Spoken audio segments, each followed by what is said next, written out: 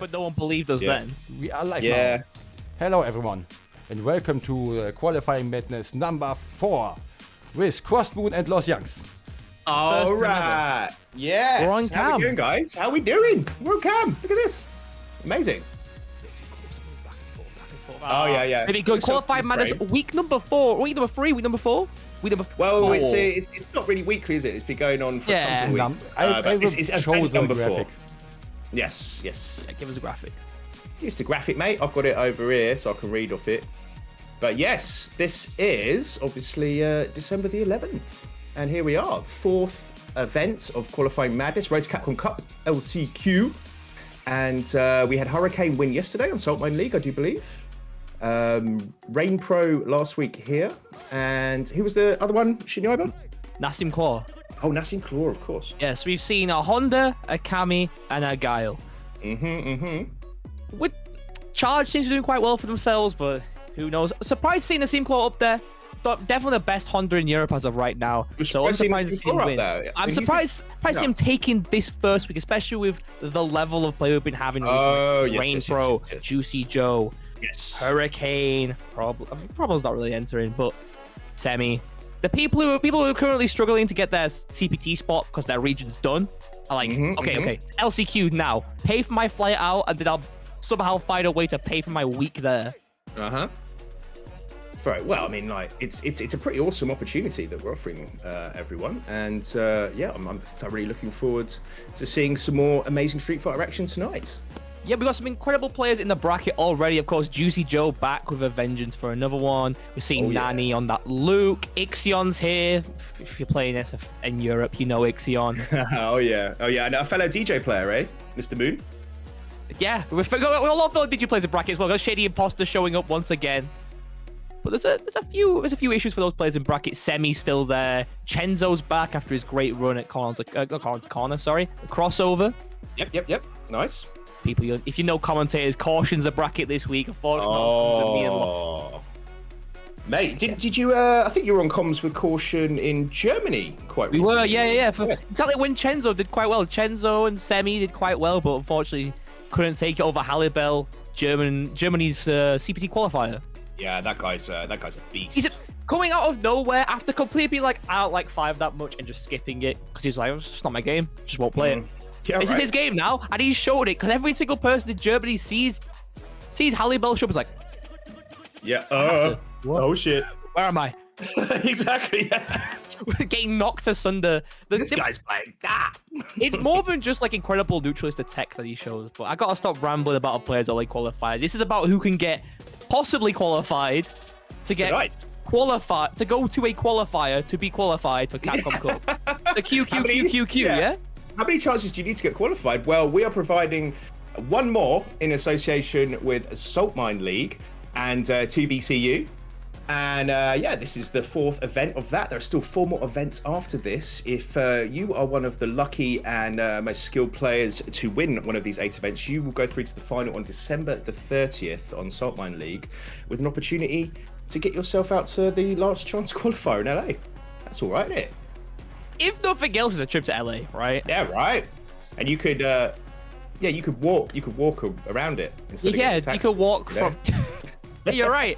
You could go stretch those legs like Rika bands. Yeah, right. Have a nice leisurely stroll to your LCQ pool and be like, yeah, I can do it. Yeah. You make me walk 2 hours to my pool. I'll sit down. I ain't playing. I'm sitting in character for like 5 minutes just to get my breath back. And Yaiba, can you send me the stream, please? I haven't got the stream yet. Yes, has he left us? I don't know. There we go. Oh, here it is. There we go. That's going to help with the looking at Street Fighter and commentating on it. I can, if you have audio, maybe make it out. Yeah, just call low again. I heard that noise, but no, just call. Just are you listening for it? If not, you're gonna get Ken. Wow. So we got a geef. A lot more geefs in Europe than you'd expect. Yeah. Currently, but is this Veggie's fault? Do you think? I think people just like geef. Honestly, everyone loves geef. Yeah. Oh, throw loop time. Toss it one more time for me. Oh my gosh. That was heavy as well. Drops his combo though. But, it's power to drop though. Simoteus is in a bad spot. Fighting his way out though. Burnout with Geef, right? And when you're in burnout with Geef, you're already pretty poor defense. Just got way worse. Well, he used to have a worse burnout than anyone else in the game, right? For no reason, yeah. He used to last 25% longer. Yeah. I don't think it was a bug. I think it was an older patch where everyone used to have 25% more burnout. Fair dues. Oh, nice. A meaty low. That's not me, which safe jump. That disgusting pressure from Ken. Oh my god, gets the shimmy again off of a failed hard punch from Simoteus. Don't know if I agree with a little free spin there. You already got the corner. You don't really want to commit just now. You're kind of relying on winning this round off this next mix. And it's Geef. Okay. And it's Geef. Now he just needs to do 2 OD spin pile drivers and he can win. And sadly he doesn't. Sadly he doesn't. Simoteus been a bit greedy with the stand heavy punch. We're already seeing that right now. Every single time Swapmagic walks in, sees stand heavy punch, walks out. Biggest whiff punish because Ken's going, ooh! And that hard punch from Ken a minute. That time, great perfect parry, but every other time, such a powerful move for Ken, you know? You just shimmy out of the way, press that button. Let's cross up again, that corner. Oh, wow. That's the Geef throw range. Yeah, it feels a little bit worse. And you're good now. Next round. Here go we next. go.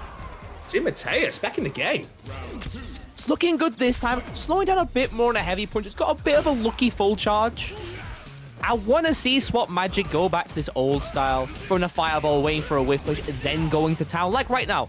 We got a whiff punish, we got a counter hit, go to town. That's right. Yeah, I mean, he just wasn't really given a reason before, but now Simoteus has proven that he's actually got, you know, he can actually fight. Swapmagic bigger. Yeah. Oh, I love that. Stand like it. Very nice. Oh, come on! That's so cheeky. You know what? You're already head rent free. Do it another time. Yeah, exactly. Yeah.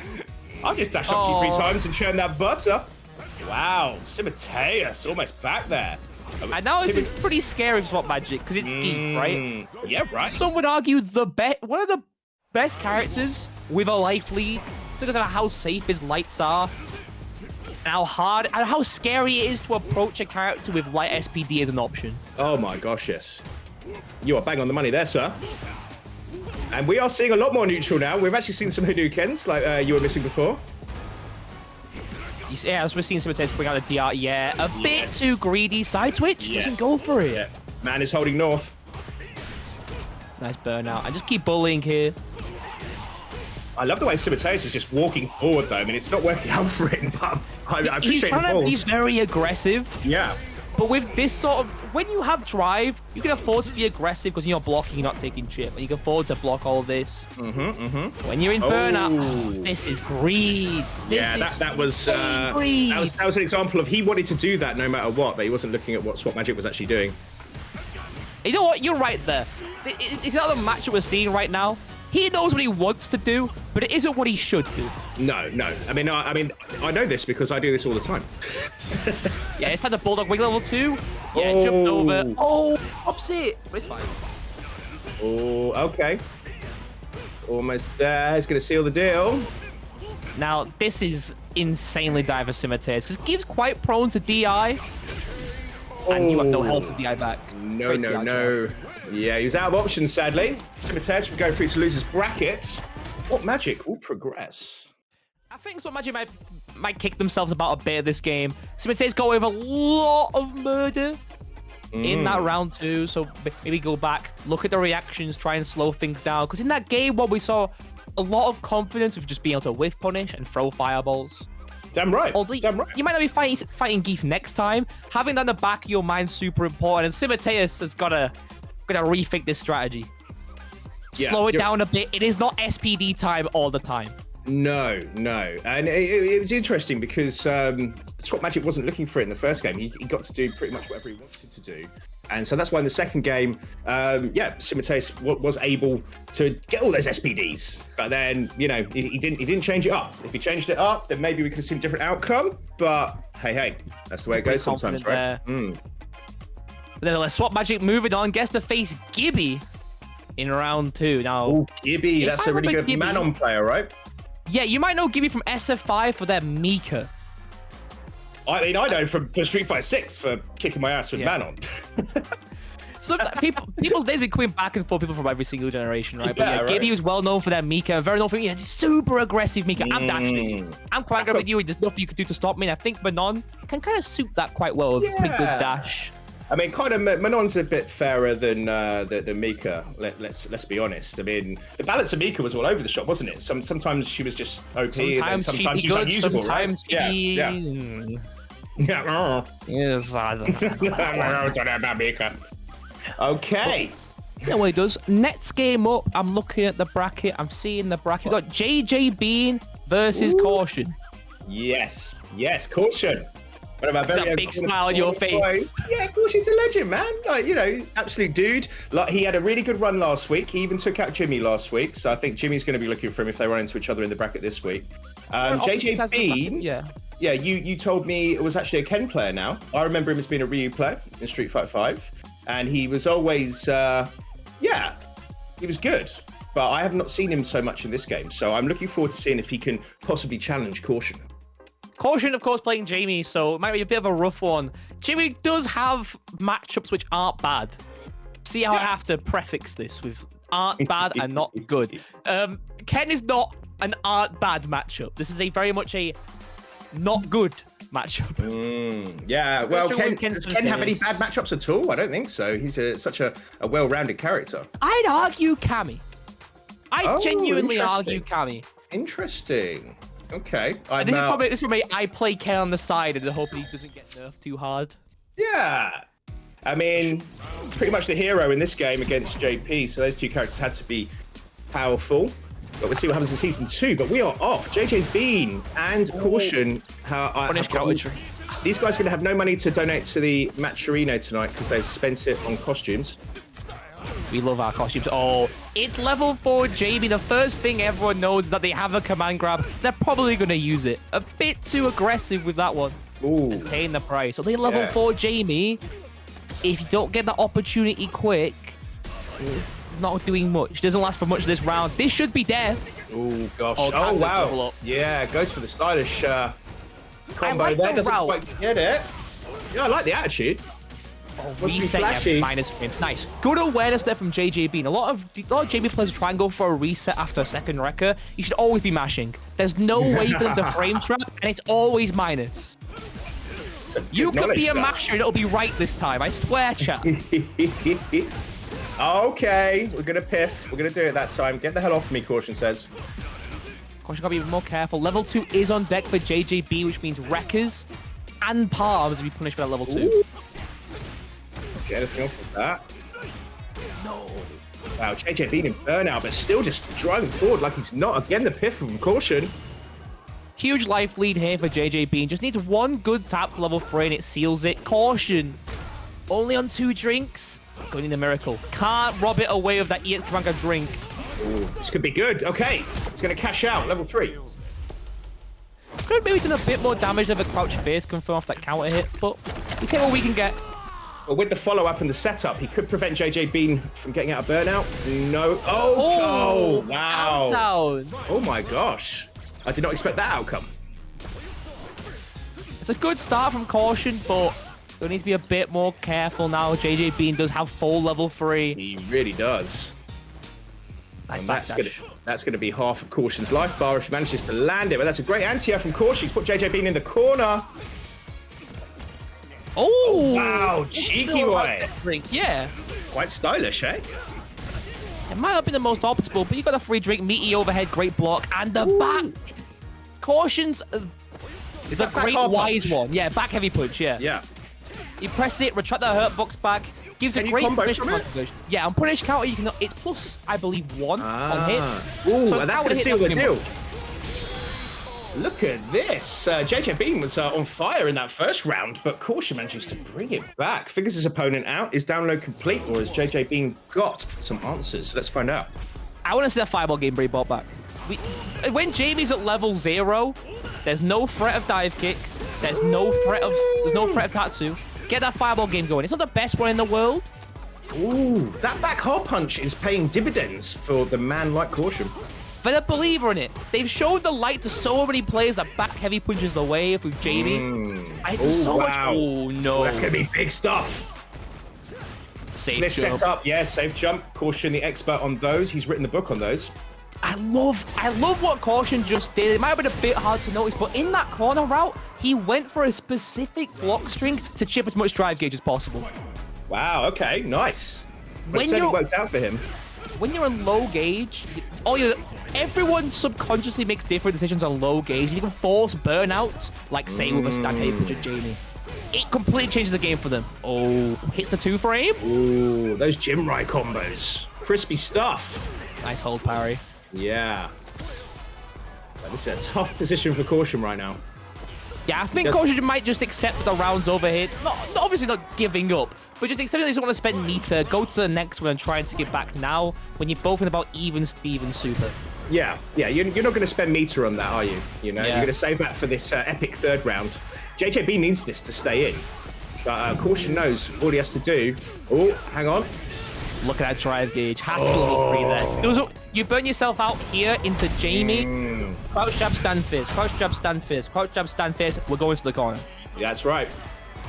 Ooh, hit. Flips him there. Nice. Okay, parry. What's he got? Goes for the back throw. Doesn't get it.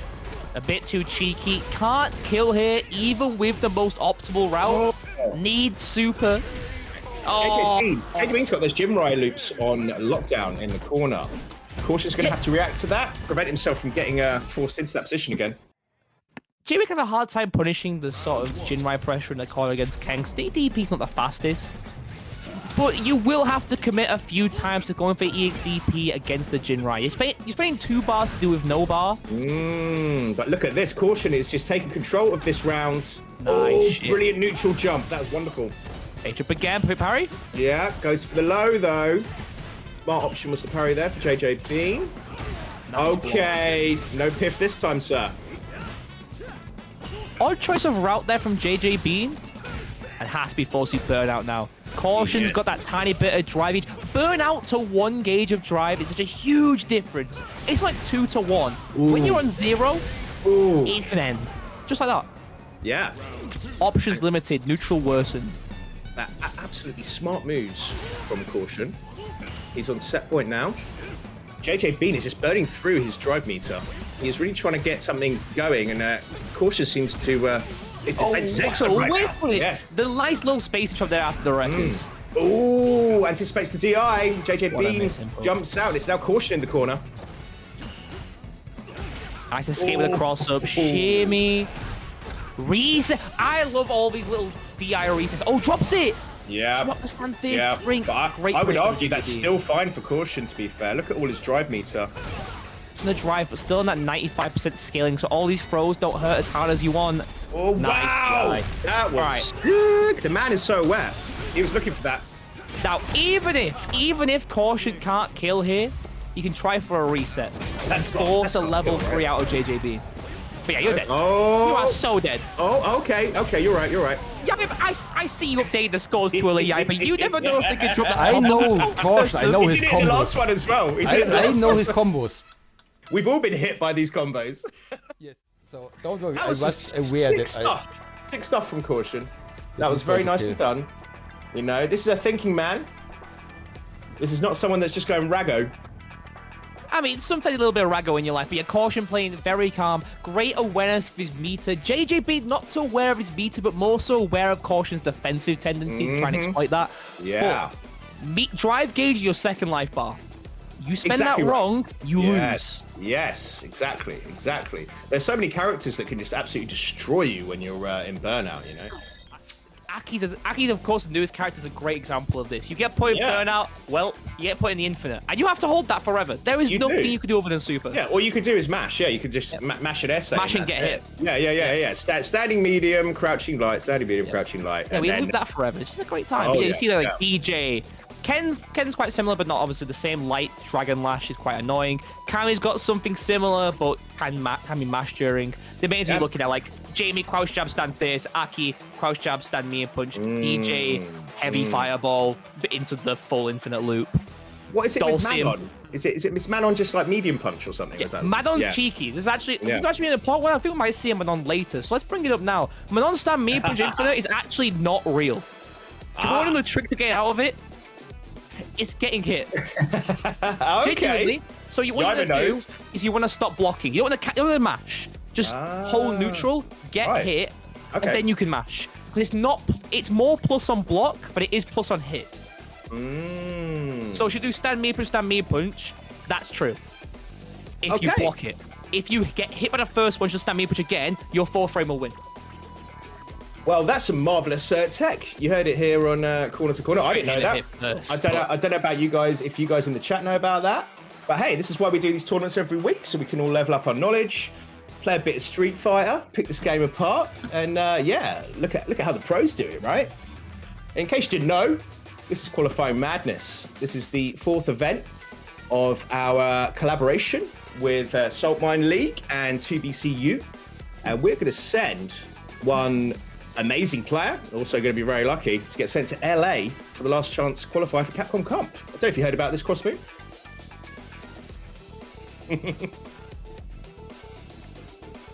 You're out there. It's just looking down at the screen. I'll do it as well. I think Crossmoon's frozen.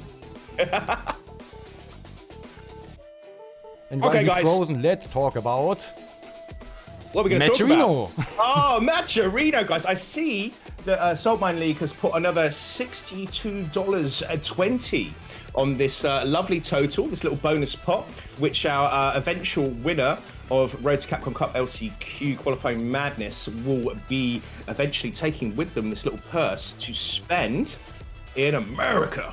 So, if you have any spare change, shekels, anything at all, look down the back of your couch, anything you can find, anything you could possibly contribute to this very, very lucky eventual winner would be most welcome. So yes, if you have, if you can possibly contribute, great. If you can't, no worries. We are bringing this to you each and every week because we love Street Fighter and we love the FGC. So yeah, whatever you can do, guys, let's roll with it. And as is tradition for me at this stage, I will put in a little $10. Got to do my bit for the FGC. So let's do that right now before we get the next round of incredible Street Fighter action on the go, okay? Which is going to be, let's check, Dudeakoff versus kukliu. I butchered that name 100%. Well, I mean, I don't recognize either of those names. It's good to see different faces, different names, you know, because we have some people that have been entering for the past 6 months on Corner2Corner every single week, which is amazing. But it's always amazing to see, you know, new people as well. Yeah, and we are going to see one of my favorite characters today. Who is one of your favorite characters, Yaiba? You will see. Oh, I will, because I'll be watching and I'll talking shit over the top. So I was going to try not to swear this week, but I just swore. But there we go. Right. Okay. We have to wait for our Cross Moon, but we do not want to wait for matches, so we are starting. Nah, we got a crack on, man. Cross Moon will be back when he's ready. He'll come back. It's fine. Yes. I've got every confidence in him. Crossmoon, absolutely one of the most hype commentators in the FGC, especially in the UK. Always a pleasure to hang out with that guy. And yeah, I mean, I've now gone on about it a few times, but yeah, seeing him versus fighting, getting the whole crowd going in the auditorium was incredible. And yeah, here we go. We're getting right into our next match. With JP versus Luke. Yeah. And with look, this outfit, you have to love JP, right? It's great. It's a really good one, you know? I mean, I like the Luke one, to be fair. I don't know about the braces, but I like the rest of it. I like the classic Street Fighter 5 Luke. Okay, so kukliu. Is it kukliu or kukliu? He is in burnout already, but he is putting the pain on Dudeakoff. Great jump out from Dudeakoff though, and now kukliu is in the corner. Okay, is that a burnout? Oh, good DI from kukliu.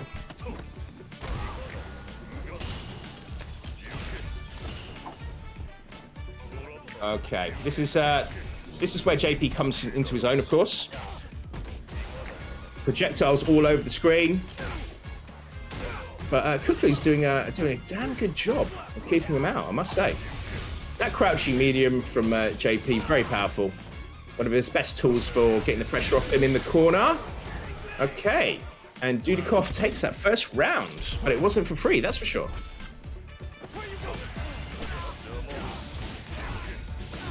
We may have some technical issues with Crossmoon right now. I think that's all that new equipment he's got. It's figuring it, but I'm sure he'll be back in the game very soon. In the meantime, we're watching Dudeakoff putting some pain on kukliu.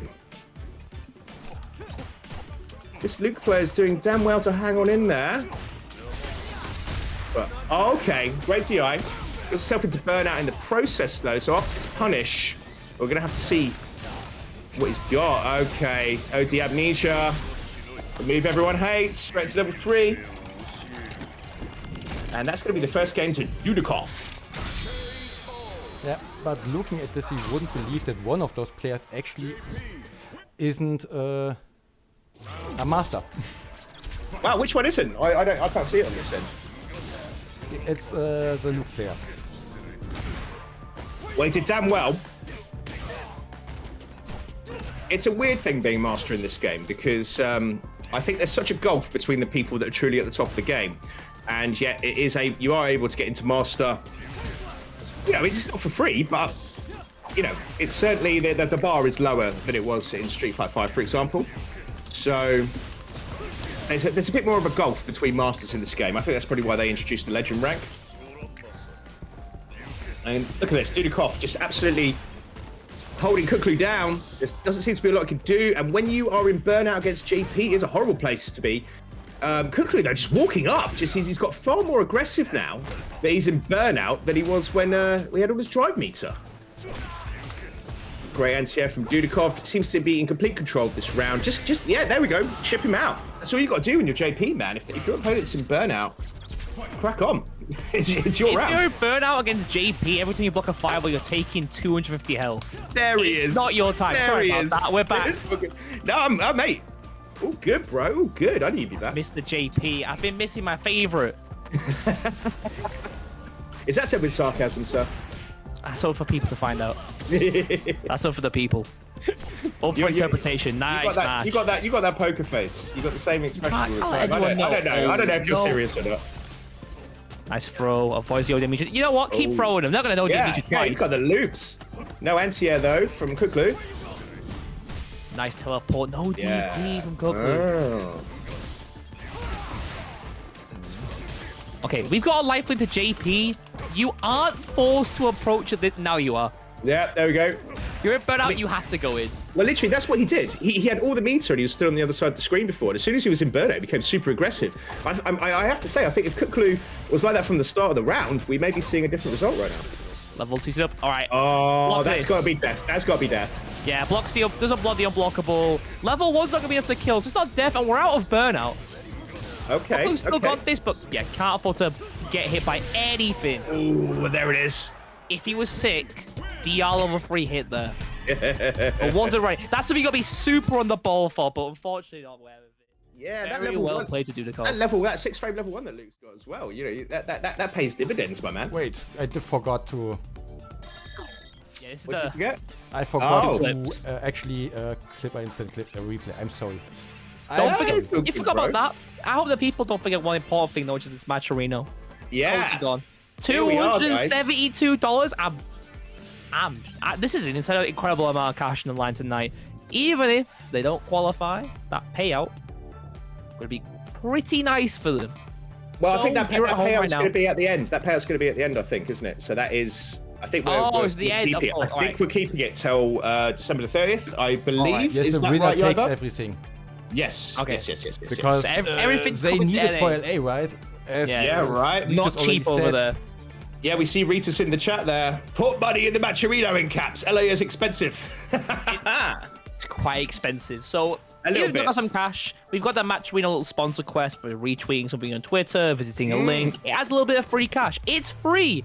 all it costs you a little bit of your time, and you'll hear me saying every single stream. We're going to do it. Not that much time. No, we're going to do it, you know, because, well, you know, we are here every single week putting in the effort into this for you guys. And we love doing that. We absolutely love doing it. And, you know, if you can put in, that's wonderful. If you can't, no worries. But yeah, if anyone can do a little quest, right? You know, got a little quest. Yeah, it's just go on a little magical journey to another website for about 0.2 seconds. Like, come back to here and watch the rest of the stream. Yeah, and I promise you, the side quest will be less annoying than Spider-Man 2. That goes over my head as a non-PS5 owner. I haven't dished out my cash for that, unfortunately. Yeah. Yeah, well, you know, I like to keep abreast of the small controversies, you know, going on in video. I mean, controversies. Maybe we should wrap this up and get to the game. A big sign in front of me.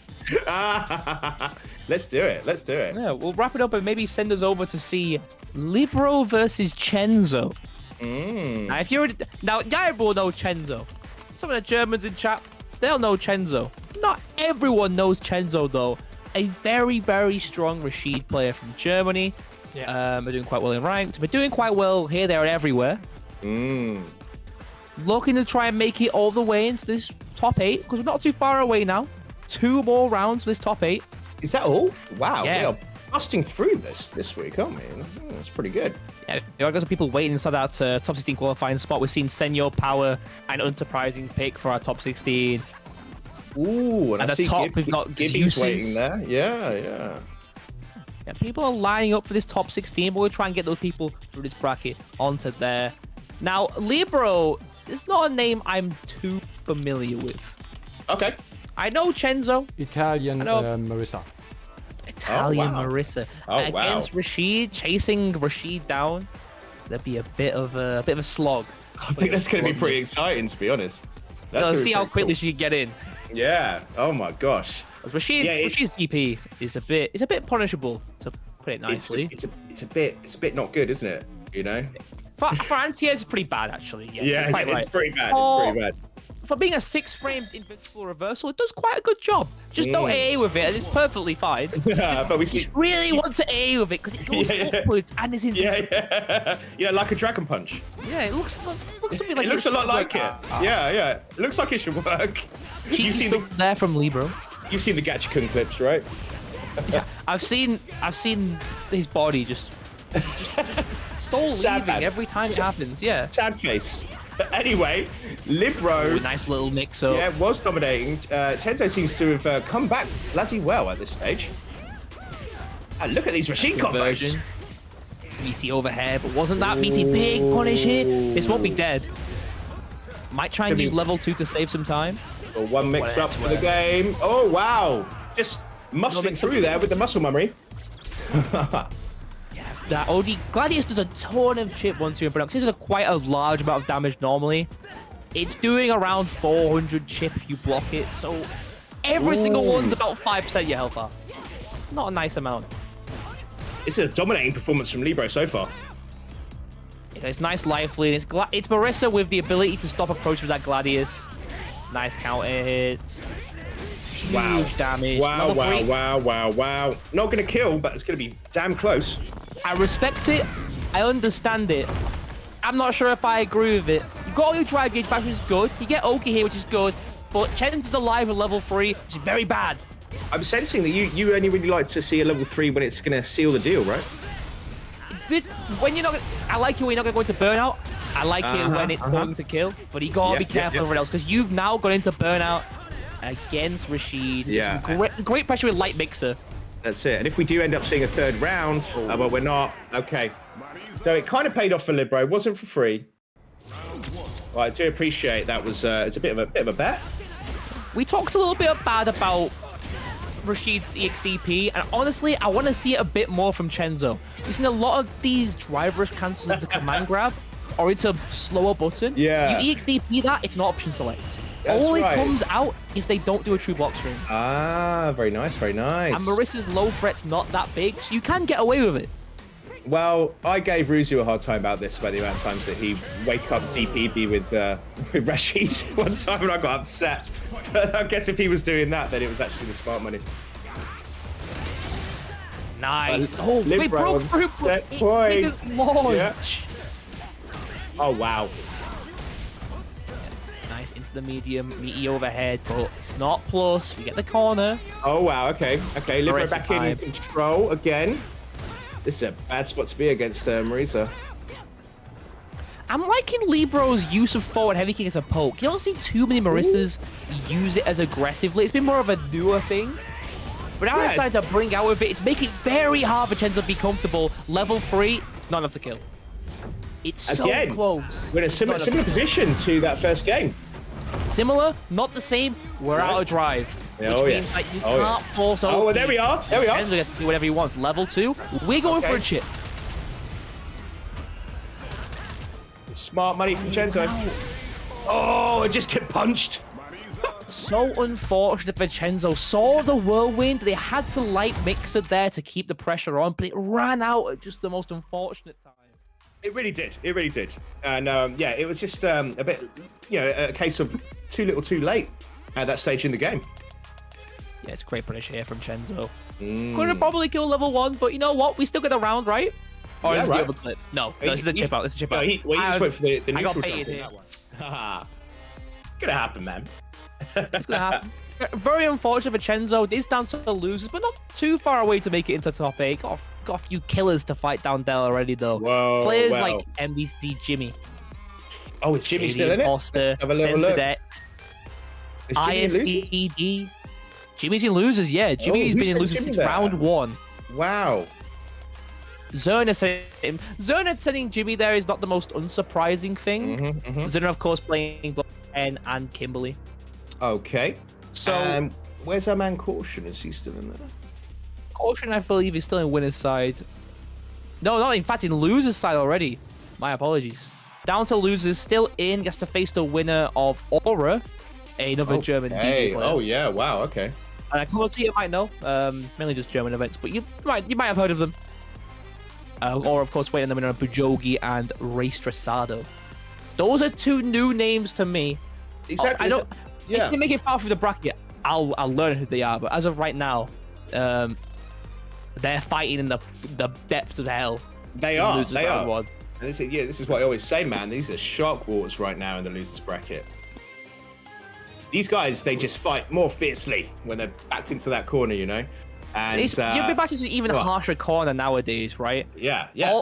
You watch as the weeks go on and the World Warriors dwindle away, because I'm pretty sure every single European one, except UK, which is waiting on their finals in January. It's delayed, right? Yeah. Yeah, it's been delayed because I think a few people couldn't make the offline event they want to run for it. Okay. It's understandable. I know a few ran it online. This one wants to run it completely offline. It's all UK players. So UK it's not too hard to get. Yeah, I think they're getting flown out. I don't think they're forcing anyone to fly out like we did with, of course, in CPT China during SF5, we saw a few players couldn't qualify simply because they were forced to travel for an offline qualifier, even though it should have been online by CP2 ruling. They just didn't get the qualification spot. It was unfortunate, but it's how it was. I mean, it's insane that everyone just managed to keep this thing on the road during those times, right? You know, we're living in a very different world these days. Yeah, we've passed all the way. We passed it all the way through. Yeah. We're hoping to pass someone all the way through to LA with this qualifying madness. Week 4, we're half of the way there. There's 4 more spots after this one. We got 2BCU in 2 days' time. So looking at Wednesday, Corner2Corner's next week. 2BCU next Wednesday, and then not the Wednesday afterwards because we're near Christmas time, a bit later. Yep. And then of course, top 8 finals to the Saltman League. It's the one you're expecting for Saltman League. Oh yes, and before the year is out, we will know who our champion of qualifying madness will be. Yeah, who's sending off to LA? Who gets a little bit of dosh as they go off? And we're trying to send off Europe's finest, right? Europe's finest hasn't qualified what we're hoping to send off here. And I'm gonna big myself up. Europe's best region right now. I'm gonna say Europe's the best region. You're gonna say it. Are you throwing down? You throwing down? I'm throwing down the gauntlet. Okay. Europe's best region right now. Crossmoon. Why do you think that Europe is the best region of Street Fighter 6 right now? Wow, I'm so scripted and you got to ask it for me. Great. Europe's best region right now because of our simple plethora of a variety of players, right? We're not particularly. It's more so that we have a lot of top players. We have a lot of varied top players. Yeah, right. Of course, knowing the Luke matchup, Ken matchup, JP, Guile, DJ, you know, the big 8 that you need to know the matchup of, like Marissa as well. If we have those. We don't have the amount that NA and Japan does, but we have the weirdos, right? I'm gonna call them the weirdos. You're not a weirdo for playing them. Characters are good. It's just they're not the tried and true. The weirdos like Dolphins and the weirdos category. Aki's not weirdo character. We have some of the best players of the wonky characters, right? Yeah, the wonky. I like that, the wonky characters. I'm on board. I'm on board. They have the matchup knowledge they need to take down, like, you know, the Ken players you're gonna see. You're gonna see Daigo, Kyle's on Ken. One or two Kens. We're a pretty good region of playing with each other. Here and there, you have some players who are a bit more hidden with how they want to play with each other, but generally quite good for practice. The one region that's scaring me though is DR. If you in terms of continent, Europe's the best. In terms of just a sheer country, that Dominican Republic scares me. Wow, okay. That region is the best since SF5. Don't let anyone tell you otherwise. End of SF5, Brian D, Carver, Menara D, Hermes Venatori, 4 of the best players in the world who weren't getting enough spotlight because traveling was done, and Dominican Republic only had their one tournament, and you can't play all of them out. I think they're pretty good about just sort of actually going to each other's houses and working the game out with each other, aren't they, those guys? I mean, Ben's whole thing was that as soon as he won Captain Cup, he built the scene up. Yes. That scene is his sweat and tears. So everyone came out for it. It was super important to them that DR became the best region in the world, and I'd argue that. And that's why offline is still super important, right? It's just nothing beats an offline. Nothing beats a local. You go to a local, and even if you're getting your ass beat, at least you're out of people you can talk to. Sometimes you grind in rank, you look like you've been in the trenches for 20 years. Your eyes go wide. It's like there's another Ken player. That's MR grind, Ken player. I can't talk to them. Offline, you've got that exact same Ken player, still just as annoying, but they're having a laugh with you. Different experience. It helps people grow quicker. It's easier not to bring up some very negative emotions about someone that's like actually sat next to you beating your ass, as opposed to just face-to-face online. It's more just being like, they're sat right next to me. I shouldn't say this because it's cruel. It's more so, I'm not going to say this because I see it's a human being making these decisions and not a computer sat on the other end. You're everyone damn forgets right, sir. You go into ranks and people make these decisions because it's another person. You're fighting another person. This is a real person making these choices. I remember those Xbox Live days on Street Fighter 4. No one thought anyone was a real person, man. No, this is a computer. There's no way this man is dropping all these comments. There's no way T-Hawk mashed SPD in my string again. No. There's no way. I tower hit him 8 times. I hit full charge focus. He still SPD. Why doesn't he respect me? Why is he talking about my mother? I don't get it. Thank you, Danny G, for the best Xbox Live chats. I miss those voice message days. You don't get them anymore. You get nice Twitch chat messages from people who've never talked to you before. Who's Danny G? Shirt. Who's Danny G? You know who Danny G is? No, I don't. Enlighten me, sir. Birmingham. Come to Birmingham. Okay. You don't come to you. I know Europeans and don't come to Birmingham. You have to have seen it. No, I don't. No, honestly, I'm out of the loop on this one. Come to Birmingham. No. You know who Boggins is. You know Boggins, right? No. Yeah, mate. I'm literally an idiot right now. Oh, you have to fill my brain with this excellent information. Okay. All right. Every time you see it, next time Versus Fighting gets announced, you'll see the video because you gotta go to Birmingham to go to Versus Fighting. I went there last year, but I didn't see. You gotta see the video. You gotta see. That's the beat of the trailer for VSF every year. Come to Birmingham. All right, guys. Everyone in the chat that hasn't seen this as well, you're gonna be enlightened like I am. We're gonna get up on our Street Fighter knowledge. Enlightened is a nice way. In a way you can phrase it, I guess. There's definitely a way you can phrase it. Hey man, you're gonna be subjected to it more so. Is this like a Leroy Jenkins type of thing, or is this? I don't know how old it. It's old. It might be older than me. Wait, no, it can't be older than me. Versus Fighting's not been gone that long, is it? Nah, it's not been going on since Versus Fight. This is Xbox Live. This is like, wow. This is someone being very angry about getting shot in COD. Oh wow, amazing, amazing. Oh we gosh. got some stream matches ready now. I'm looking through it. We've got Juicyjoe vs OniRasshu, who Oni taking down Dudeakoff. So we're not seeing that JP mirror. Juicyjoe, unsurprisingly, waltzing his way through bracket. I can't wait today to make another top 8 just like VSF. I can't wait for the Capcom Cup. And we got excuses. Well, excuses versus Libbro. Yeah, about Libbro. This is going to be good. Yeah, we'll see another Marissa coming through. Dante Liquid and emptysys. I remember emptysys from somewhere. Emptysys taking out Aris Mania, a very, very strong Scottish, or at least living in Scotland, Chun-Li player. Okay, and everyone knows I'm all about the Chun-Li players, man. I want to see more people playing Chun-Li. I think she's kind of slept on in this game. Chun-Li is. It's quite funny to talking about Chun-Li because people like to talk about Jerry Fireball Drive Rush, right? Yes. Chun-Li's Fireball goes the same distance. Okay. Albeit a tiny bit further. You could drive rush behind it. It clashes with Fireballs and it doesn't require a stall. Give that same. Obviously, not got the magic of I am playing Jury. It's time to DR stand meme kick. It seems to be a bit more complex. You check it or you die. I mean, you check it and die. Yeah. Sorry? Yeah. I think it's a bit more complex to play Chun-Li, isn't it, than Jury? It can be a bit more complex. I reckon Chun-Li gets a lot of this character is extremely hard. Character's got some technical stuff, but generally quite a simple, quite simple gameplay wise. Sure. You know what you want to do, right? You want to try and hit stand heavy kick, or you want to hit back me and punch drive rush. Oh yes. Oh yes. Or hit stand jab crouch me and kick drive rush. Like everything kind of does. You're aiming for a similar game plan to what you'd see with like Ken. But you're working with a better walk speed and I was gonna say, worse fireball. Again, we're back to that. Even though there aren't that many differences in the tiers in this game, really, in terms of no one is terrible. When there's so much money on the line, when everyone's playing for a million this year or next year, why would you not pick Ken? I suppose integrity. You have to have integrity. I've been seeing people right now being like, I don't know why I picked Ken, bro.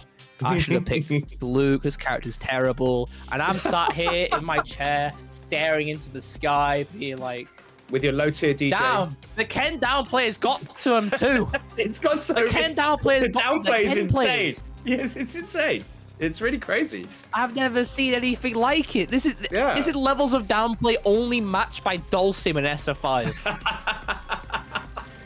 Mate, and as I keep saying, I think what me and Ruzi was saying last week, it's like even Dulcim's a fucking rushdown character in this game. He's supposed to be a keep-away, right? I'll give Dulcim the slack here. He's not as rushdown as he was in 5, where he was just a bona fide rushdown character with the best pokes in the game. Right. Now he's a character who, like every character gives his offense. Yes. I mean, you do, I see no one was complaining that there are 3 Dulcims in CPT, right? Yeah. People aren't even saying that Dulcim's easier than they thought he was. Dulcim's definitely very, very difficult. Oh, wow. Okay. What? We got a Lily Mirror. Lily Mirror? What is going on, Month 6 of Street Fighter 6, we're seeing a Lily Mirror. I thought this was a dying breed. Yeah. And I thought we were at the end of their rope. These were the first people to complain about the low-tier character, right?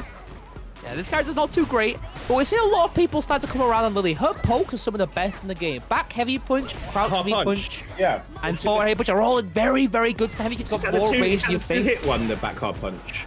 Oh, that's the back heavy punch is a single hit one that goes quite far forward. Okay. Oh, both in burnout already. The overhead slap. Okay, right, got you. What a pickup. They're going at it. This guy's going ham. Nice F-ware, and gets another pickup. Yes. Full conversion, but it's overhead. Dante Liquid trying to seal the deal here. Looks like it's going to happen. Nice try reversal. I like that. Dante backing burnout, but it is quite fine right now. Because every time you get in, you can try and force a mix, but you still have level 1 in the DP to deal with raw Condor. I mean, I'm just impressed that emptysys is hanging on for dear life right now, to be honest. Yeah, still got that meter. So at any point, if they find a good whip punch, can try and force away. Libbro's kind of an odd one because Lily's whole shtick is that her pokes are very good and that her ability to whip punish is quite great. quite great. But when you're fighting the same character, the exact same range, it could be quite a bit more difficult to space like that. When your game plan's very, very one-dimensional, and you're fighting the exact same character, it could be hard to make up what you want. Mirror matches are very unfortunate. And you're dead. GG's. And shout out to MDZ Jimmy. Thanks for the raid, sir. I guess that means in front of a mad dog out the tournament this week. Yeah, I think so. So drop into ShadyImpostor. Rough times for Reaper. It's how the cookie crumbles. Cheeky Wow. little stuff where the DR command grab. Look at that. Look at how much drive meter it took emptysys just to get in on Dante Liquid at the start of the round. Now, it may seem a bit weird why Dante went for the DI there, even on the read, but he has forced a burnout against emptysys no matter what. Getting burnt, DI there wasn't the worst play. And in fact, it was probably a smarter play to meter more than anything else. Well, this is something I've seen recently where it's like if you perfect parry a DI, then you should DI, a lot of people are saying, because then at least you go for the drive meter burnout, right? You know? Yeah. You always want to try and attack. If you can't attack the health bar enough, you attack the drive. Because people talk about like, oh, burnout's scary. What you're attacking more so is their ability to kill you. If they don't have drive, their combo rank gets worse. Take away each one of their tools one at a time. Yeah. Yeah, you feel like an evil supervillain, like, ah ha ha. Exactly. That's what I was going for. Yeah. Moo ha. What are you going to do now, my nemesis? Oh, nice back throw. Corner we go. What are your thoughts on drive reversal these days? So bad. Yeah, right? It is very, very unfortunately bad. I think it's still got niche use, and I think people should still use it. Oh, what a pickup! That was very nice. Oh, just the counter hit anti-air. One last command grab. Dunked. Beautiful stuff from emptysys. I like it. But yeah, you bring up a good point. Drive reversal does have some niche use. In this matchup, into Lily, you want a drive reversal every time you block a Condo Spire. You're spending 2 bars of drive gauge for one of the least stocks. That's the information that we need to talk about, right? That's very expensive. It's quite expensive, but it wouldn't be as expensive if it was fast. Okay. The main thing. It's so you think it should be not -8? It should be it should be -8. It should be it shouldn't be 20 frames. Right. Okay. It's comically slow. Quicker to react. Yeah, so like 17 frames where I'd be looking at it. Okay, interesting. Nice pickup again.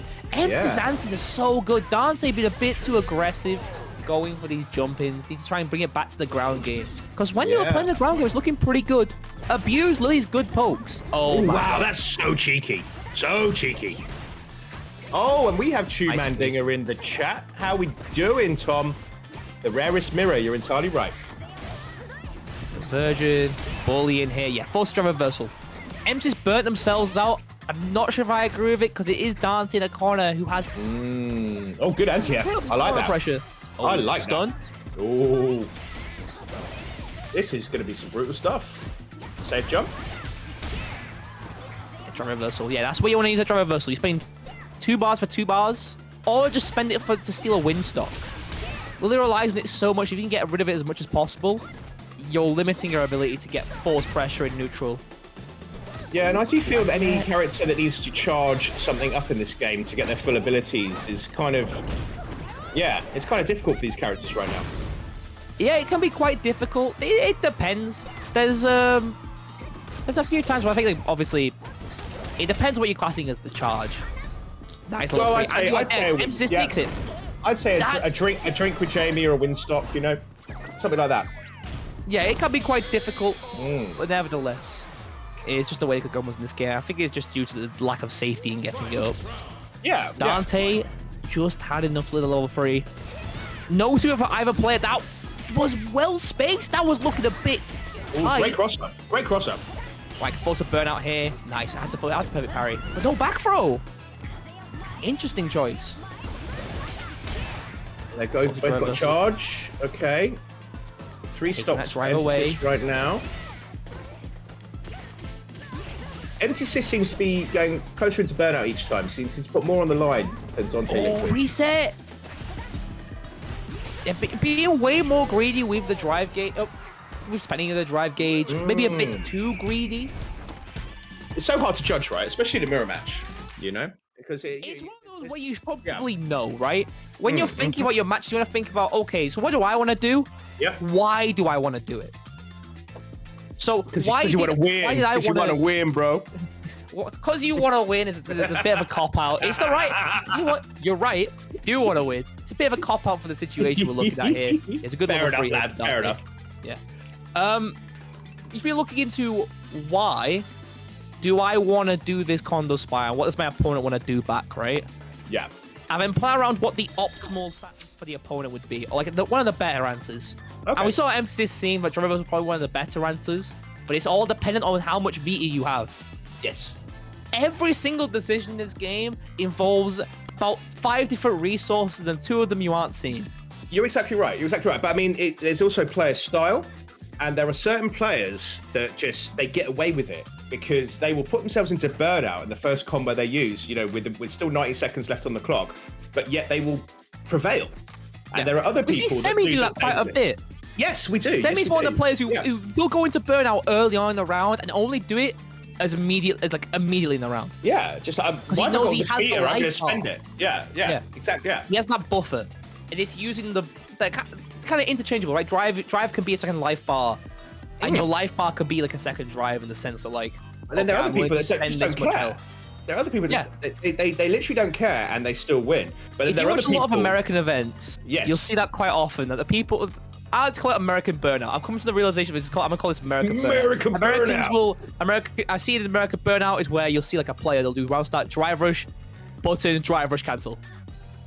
Damn right. You see with Ken's a lot. We saw it with JJ before, right? We saw him round start, drive rush, crouch, me and kick, drive rush, cancel. And it's because they give you so much reward right at the start of the round if it connects. And if they get checked, it's like it's 1 gauge. If you get blocked though and they're smart about it, that's 4 gauges gone. That's it. That's the big break. Yeah. But yeah, there are other people are willing to spend whatever they want. Yeah, it's such a weird switch up for fighting games to give you all the meter at the start of the round. And I think it's the first time I can remember where you have this sort of this sort of, I don't know. Am I going to spend it all? Am I going to meter? Yeah. I think it's the first time where you get punished for spending meter. Sure. There is every time you spend even just on a parry, every time you spend that, there is the possibility that parry could mean a game loss. Yes. In 5, a game loss could be a bad beater activation, or you made a bad guess on the shimmy and you got stuck. Right? That's how it was. And a lot you have a lot more game states which lead to checkmates. And now, depending on where you're coming from, that could be a bad thing, right? Some people don't like checkmates in their fighting games. You want to be able to be in the game at all times. In which case, it might not be the best game for you, but you keep on playing it because you like Street Fighter. Yeah, right. But there are people who, like me, I love this. I love this. You made that. You. Well. Isn't the consequences of your actions? They're coming back to bite you. There's me with my infinite in the corner. I'm forcing this to yourself. Look, I'm just bringing about the punishment that should have been applied to you for spending this is the joy that you have earned for using the system. Yeah, you should have saved that. You used the system. You abused the system. Yes. Well, you're nothing if not succinct and sincere, sir. I tell you what, the best advice anyone's ever given me was after I played you the other week, and you were like, "You don't poke, mate. What are you doing? You're in the corner. Why are you in the corner again? I'm just going to ruin you now." And it was the best because you need honest advice when you play someone at this game, And if you're lucky enough to get that, honestly, I'm still losing loads, but my game plan's way better. I'm not in the corner so much. It's so hard in this game. Yeah. Okay, we have a match coming up, I believe. One coming through. Another mirror. It's just... Lily, we're seeing 2 characters, two. Oh yeah, this is the one. This is the one to watch. JP Mirror, OniRasshu might be looking a bit more scared because this is arguably the best JP in Europe right now. We see Kwangsa doing a lot of work recently. Mate, I was sat there with you watching Juicyjoe versus Link Nova in the top 8, I think, in versus fighting, right? Yeah. And just this player with incredible knowledge. It's everything. It's the ability to control the pace of the match with with the portal, it's not just portal for a lot of players can become just a stop sign. Yes. Right? You set it up and then you have to wait a little bit. For Juicyjoe, he's using it as a stop sign, but he's using it as an approach tool. He's not playing runaway JP. You're exactly right. Exactly right. And I know recently in this crouch medium punch range. Yeah, he just goes in. He uses the forward hard kick quite a lot, the two hitter, and we'll set the traps up right away afterwards. And look at this. He's absolutely dominating OniRasshu right now. And he's quite happy to spend a bunch of drive gauge because JP puts his stand heavy punch and stand heavy kick so much. He builds a ton of drive gauge back just from poking. So he's not too deterred to keep on pressing. Nice connect, but not ready to pick up. And he has all these ridiculous setups with the DI in the middle of his level 2 activation as well, that he can just destroy your drive meter. You know? That's the power of JP. Very free flowing, because you'll see many different types of JP. You see like the American JP play. I think it's Banana Ken. Oh, okay. Switching the character already. Yeah, going straight to the Luke. Okay. Oh wow. Sometimes you don't want to play the JP mirror. And JP's worst nightmare is having to fight JP. No, that's not fair. Juicyjoe, it's a funny joke. He's 39th on Legend, it turns out, from just seeing that. That's pretty good. That's his worst footing. He's definitely one of the best in the world. Yeah, no. Now, only going to the Luke. I understand why he's switching to the Luke here. We've seen a few JP players talk about it. JP really struggles to deal with JP stuff. His drive isn't conducive. It's quite funny. His drive isn't conducive to being able to deal with it. He has a hard time with punishing his own pokes. Yeah, he doesn't really like to do a fireball. He can't dash with a spike like everyone else no can. fun at that point, right? You know? Yeah. With Luke, you have these options, so it can be a bit easy to do with JP. But is it up to snuff? Because you're dead. And this is the exact same round. Juicyjoe remaining extremely juicy. OniRasshu, what are you going to do now, sir? Already seen. Juicyjoe didn't do it too much into the previous matchup, but keeps going for feints to bait out the parry. Even if he's not getting a throw, he's getting drive gauge, and that's what matters the most. Every single time you make a mistake into JP, it's more of that super important yellow gauge gone.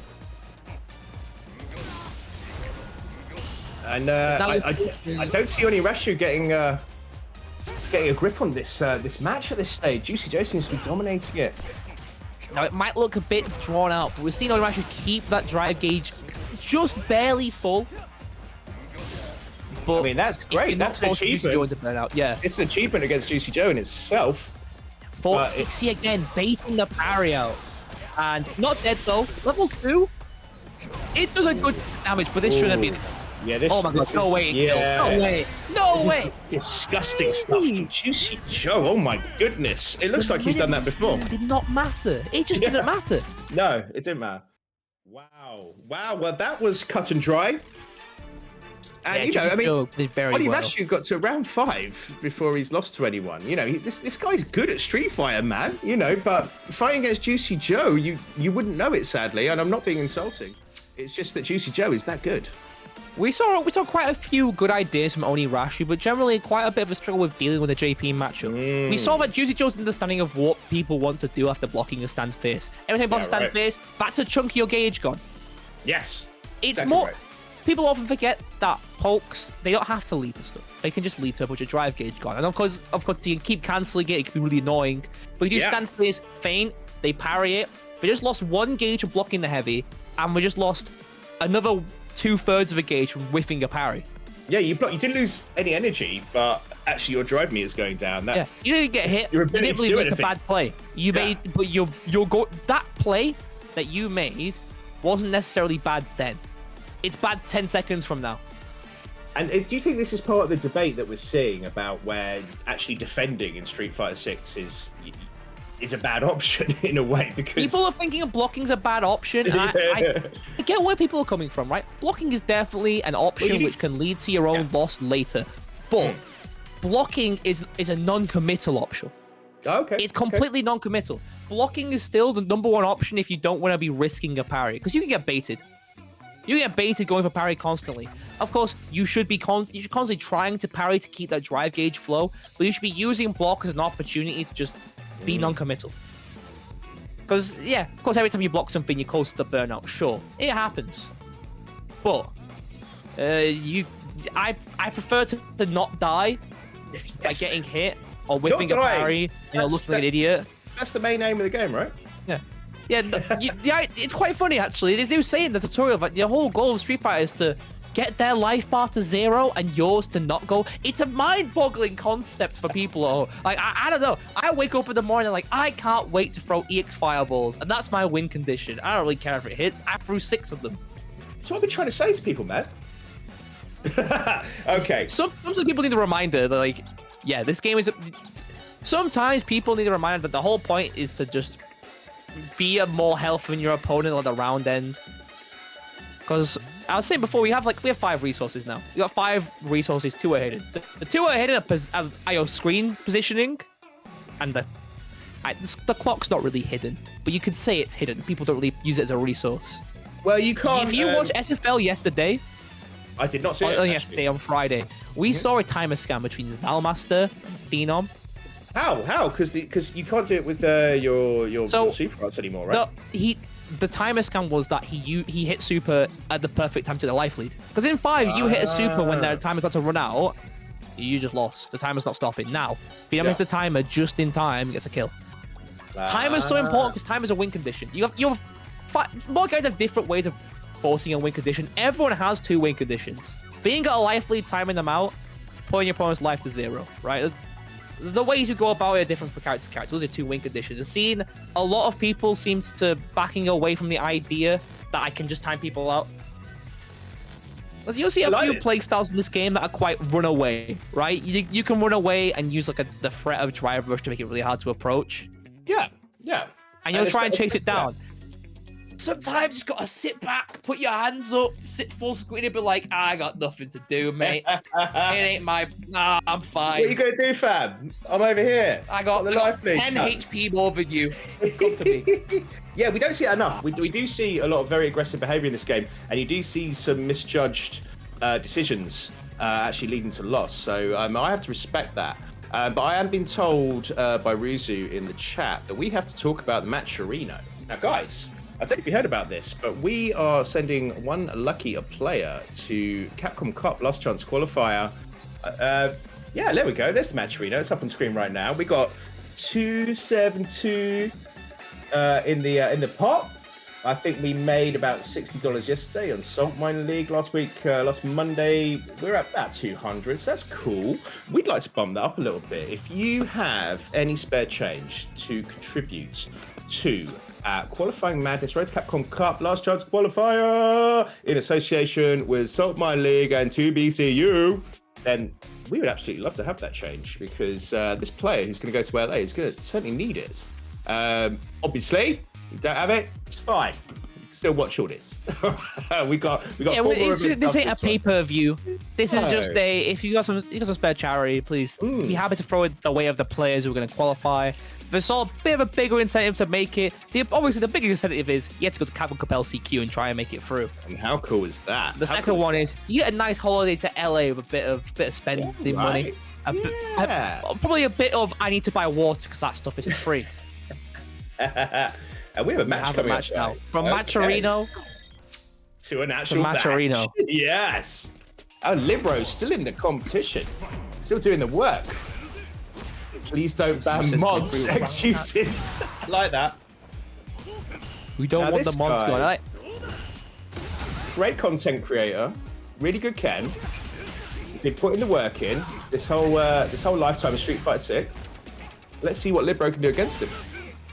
Nice cross-cut. And that was a good... You know what? Libbro got hit right the corner. It was incredible awareness of Libbro to just jump out the corner there. Get Xuses into the corner and look at the drive gauge. It's all going. Yes. Anticipated that level 1. Gonna pay for it. Level 1. Look at this damage from Libbro. Oh, wow. Look at this. And Libbro actually couldn't afford to block there. Had to parry that meaty.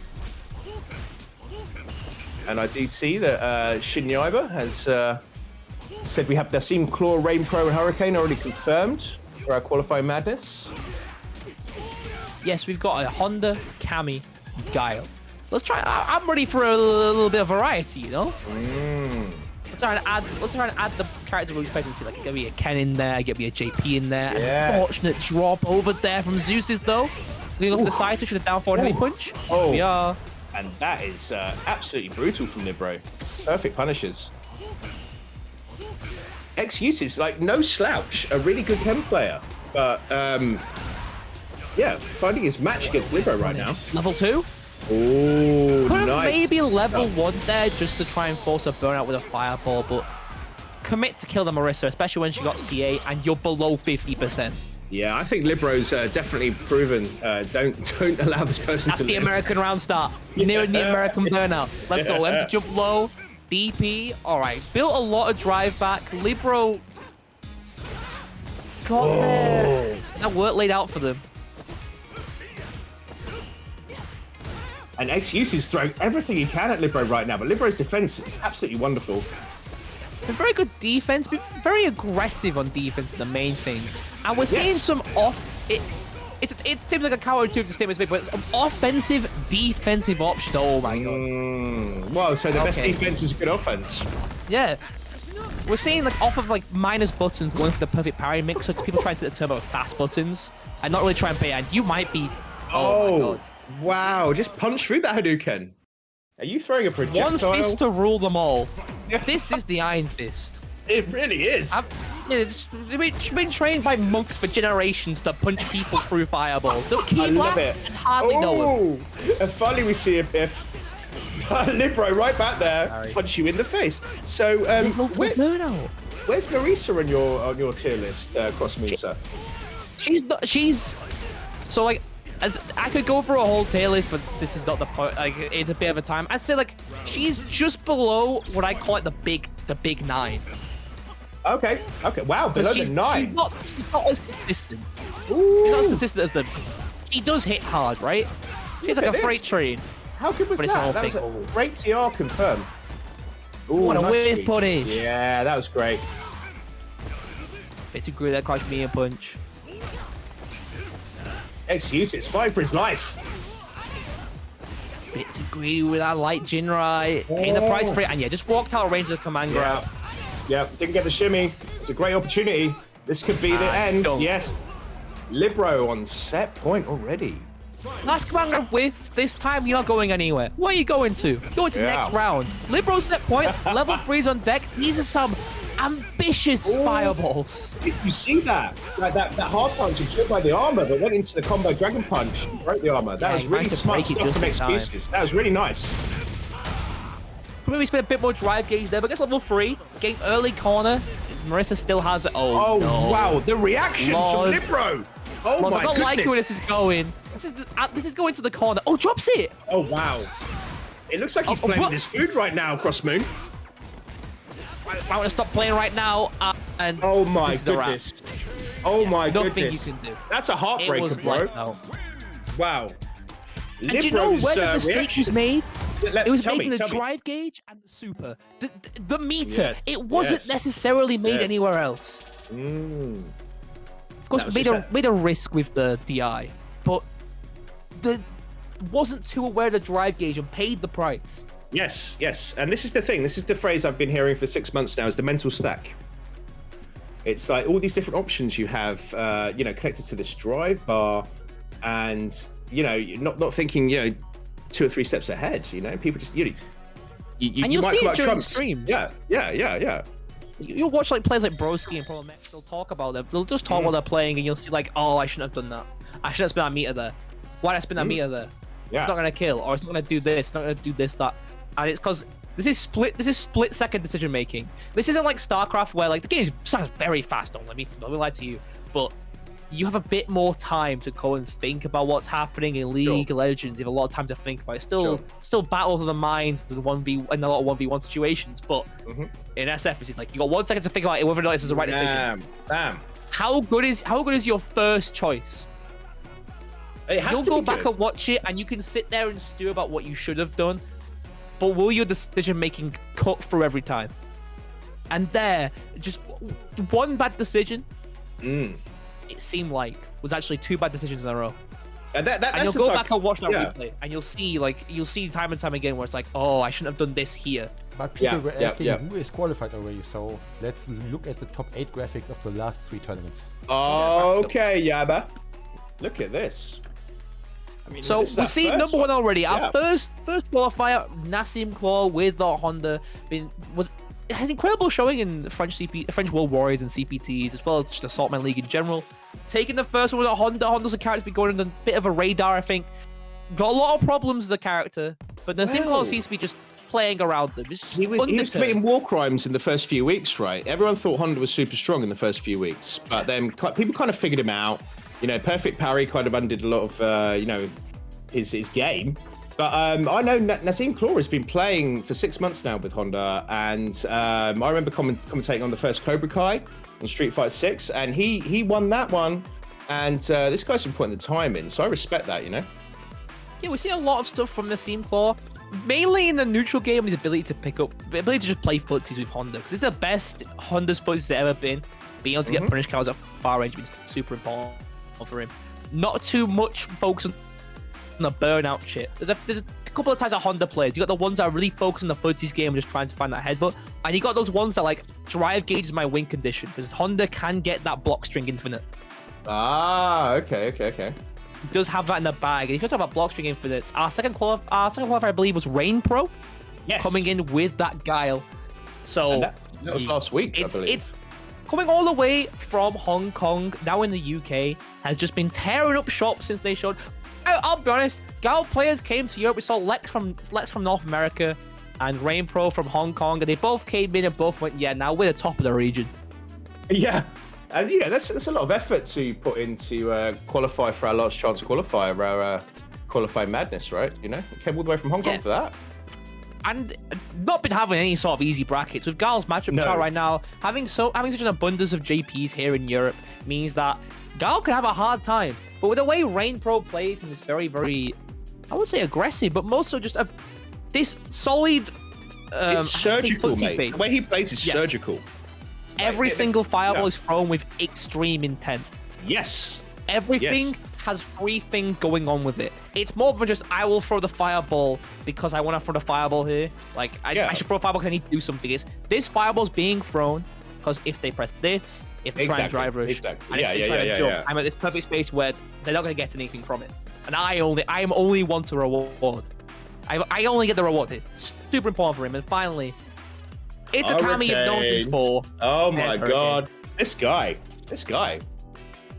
has been doing absolute damage with Kami for years now. Yeah. You know? We saw a bit of a rocky start in the start of Street Fighter 6. We saw him have a bit of struggle of understanding the system, and then you saw on Twitter he had his moment of like, I get it now. Yeah, it all makes sense now. I even saw him downplay at one point. And then he was like, oh no, actually she's really strong. It's fine. Don't worry about it. It just takes a bit of time to come around this character. Kami was a hard one to build up. At the start, you know, character looks low damage and the neutral just good. And the drive rush isn't the best in the game. It's kind of hard in the early meta, but as it advanced, the damage got into a pretty okay level, and the neutral game has become very, very core. People are going to realize that, oh yeah, dive kick's really good now because punish counter exists. Exactly, and also he is one of these guys that will burn himself out right at the start of the round. This guy just goes ham, you know, and he doesn't care. You know, it's the crouching medium kick into full combo. He'll just burn himself out while you're blocking. What I love from Hurricane is that we saw a. If you look at it, you may see like there's not been much change how he plays. From the start, he's always been a character player who likes to put himself in burnout. He's willing to spend that meter, but you'll see now that he's completely match dependent how much dragging he's willing to spend. Yeah. In stuff like Ken, spend it every day. Stuff like DJ and like Honda, he's not as willing because he can't afford to. Those are our main 3. Look at the crown the 4th today and 4 more. Wow. Our top 8 finals. Who's your favorite for today, Mr. Crossmoon? Now, if you look at seeding, like Juicyjoe's the one to win, right? It's the one everyone's expecting. He's in the top part of winner's side, and every single week he's been a threat. Yeah, I'm a simple man. It's Juicyjoe. He's the one to expect. His JP's been so solid today. Every single week has been looking incredible for him, and a few of the problem players aren't here today. Right. Hurricane's not here. There's a bit of a struggle for Juicy, a bit of a struggle for JP. Rain So Pro's not here. Rain Pro can be a bit of a problem. Do you think Cammy does well against JP then? I think Cammy can do well against JP. It's really hard to say when I don't main Cammy how well she does. She's quite an intricate character to be able to talk about matchups with. Compared to 5, we can really talk about matchup based on can she eke spiral arrow the fireball, can she dive kick them constantly. If no to either of these, it's probably 5-5. Nowadays, like sure she can spin knuckle for the fireball, but does she really win the neutral game, right? And a little update about the current situation of the bracket, because as I think everyone saw, Xerna said in the chat that because they had problems, bracket is a little bit delayed, and yeah, he was right. Now we are now waiting for the match. Is that winners or losers? It's in winners. Xerna vs Gibby has been waiting for a decent bit of time. Let's try to start it. That's waiting to line up our top 16. But they are playing right now. Okay, we're not too far behind. Currently, Gibby is in the lead. So okay then. And it's Manon with a lead. It might be Manon with a lead. You get grabbed once. Wow. Oh, that's not that bad. I got grabbed once. Like 1800. Oh, I got tries. It's all right. 5. Worst part is if you are in the second round against Manon and she already has 5 medals. Yeah, I've been in that position a few times with you, Yaiba. Oh yeah, I know. You round with 5 medals. I'm here to speedrun. I want to be at 5 medals within the first 10 seconds. It's horrendous. If a Manon gets 5 medals in the first round, man, it's you feel a consistent pressure, right? The thing about it is like, come on up to the chunk of damage, just doing like EXSPD every single time you get hit by one. It's rough. But rough is the right word. The caveat that Manon has to get in still. And the buttons are quite good, but she does have a bit of a struggle with the buttons. On hit, those buttons aren't great. And if you're aware of how she plays in the neutral, it can be quite alright to play around it. I think you remember she has an overhead that's safe at spaced, and it does a lot of damage, and it leaves it quite close. So, you know, you're in a bit of a pickle here where you keep being like, okay, I can play around this, I'll eat a few overheads. She's at 5 medals. I'm afraid of the command grab. I'm not going to be that afraid. She hits once. You ate 3 overheads. You ate 1 command grab. Oh, God. Yeah. It changes the game completely, right? It changes the complete structure of the match. Because early on, you can take the command grab. Later on, you can't. There've been people who like Manon's top tick because of the command grab, and I think that misses the whole point of Manon. Is that the building up of the medals to build up a reward? It's not. This is what I was talking about before. You know, when we saw the Lily mirror, and we were talking about, you know, any character that has to charge up is kind of already, you know, they're struggling. It's just going to put them down the list a bit. You know, it's just like it's well the Jamie players can play, because it's like, I could have done this. I can't do this because I didn't have a chance to do this because I couldn't charge up my moveset. You know, so. And it comes with the speed of the game. You can't afford to play super slow in this game. We see rounds go away in 10 seconds. Yeah. Exactly right. And this is why a lot of people want to see us. So, we'll see everyone do, you know, first to 3 the whole time, right? Yeah, absolutely. Because best of 5 is, with how quick the game is, best of 5 would be a very, very solid amount of time. It's just a bit hard to run events with that, especially offline events where you have a strict schedule. Yes, exactly right. So interesting how the developers have changed up the system of the games, and now I suppose you could call it the meta of tournament play is now affected, you know? It's like, for the best possible matches, it would be great if we could do this. The way they've talked about it is they want to go about buffs, right? They've said before they want to do 1 patch a year and they want to do a bunch of buffs. They don't really want to be doing much nothing. February, they're talking about the patch? Is that right? I don't think I heard anything about when the patch day would be, but obviously Capcom Cup's around February, right? So you're expecting it to be around that time. After that. Because we need to keep it. We need to keep it the same up until that point. Otherwise, it's not. So I reckon what's gonna happen is we got Aki, we got Rashi, we're gonna get Ed, right? Ed's gonna come out in about January, I reckon. What the hell are they gonna do with Ed CrossFit? What are they gonna do with that guy? Because for little old me, making Balrog again, give me upper, give me dash punch, give me dash low, give me an overhead. This is the best character ever. I'll run to the races. What I actually want from Ed is to be a stance character. Ooh. And I don't mean like Aki where she has a slide, or Chum where she has Serenity Stream, which is a little stance she goes into as follow-ups. I mean, like, I want Ed to have flicker. I want him to be made of stances. Where instead of having 1, 2, 3 as a single move, he goes into a flicker stance where he gets like 6 different follow-ups or something like that.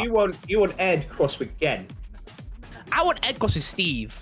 Oh, Steve Fox. I want that. Not Tekken Steve Fox. I want Street Fighter cross Tekken Steve Fox. Oh, Jesus. I want that counter hit fishing, projectile invincible in, no kicks looking Steve Fox.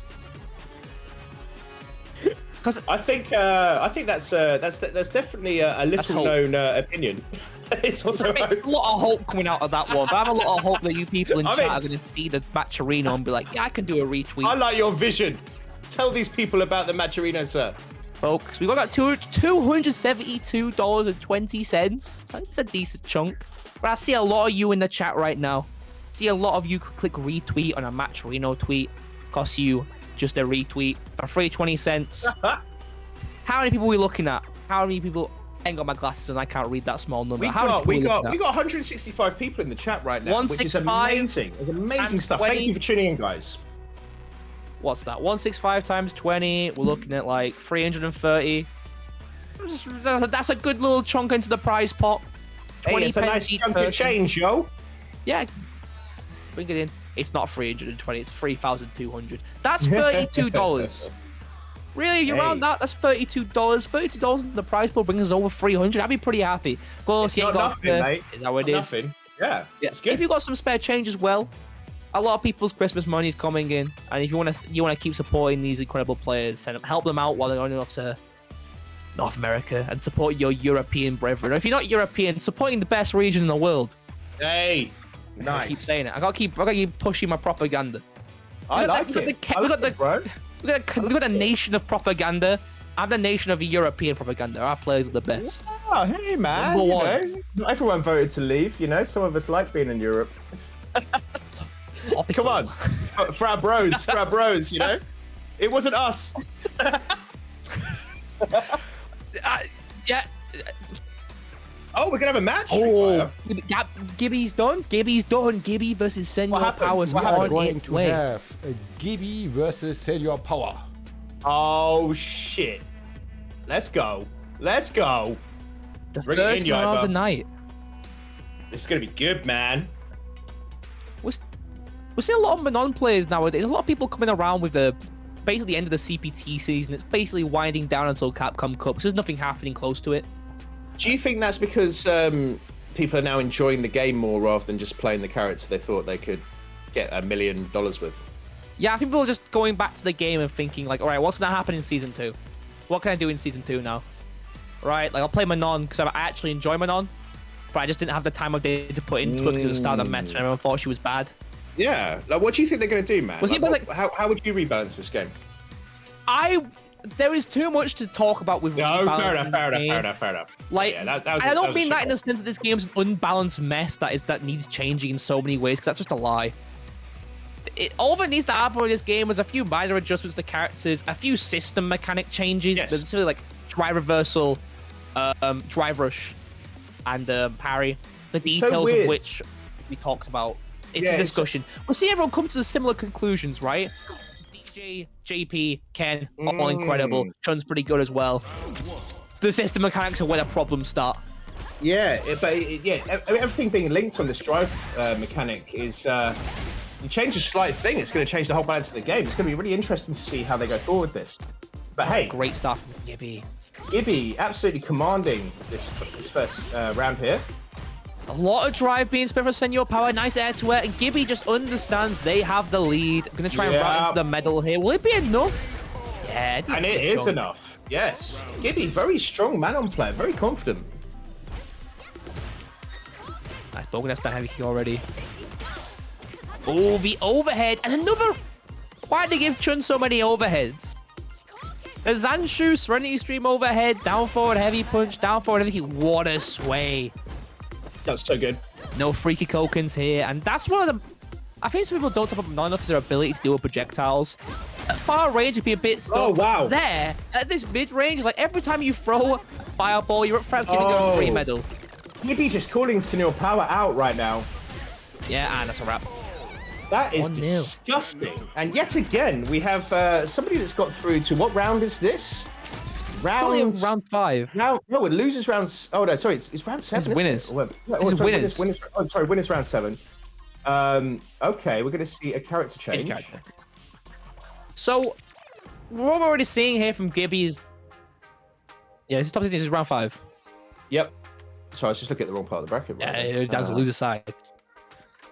So, we're seeing a lot from Gibby's ability to react to the fireballs. I think Senor Power is noticing that. They're looking to usually play a fireball reaction, like fireball poke Chun-Li. And when you're unable to play that, it can be quite frustrating. Of course, could definitely still play his matchup. Chun's ability to poke is not gone. Me and punch is incredible. Stand face is still an incredible bully button. Yep. You still got crouch me and kick. Your sweep's so incredibly safe, it's unreal. Yeah, I mean, like, Chun-Li's one of the few characters that can punish Ken effectively with the crouching medium into a full combo, right? What do you mean by that? Well, I mean, like, just when I've been playing against Chun-Li's with Ken, and you just think that it's free when you're going to rush somebody down. And you mean the range? You got that super powerful. Chun-Li's an incredible button. And Chun-Li can really get in there, you know, on a punish, you know, if you make the wrong move. Yeah, with her incredible walk speed, she definitely feels like a very, very big button. Yeah, going to an odd choice. After we saw in the last game, I know Senor Power for the Ryu, actually. This is why I remember him playing.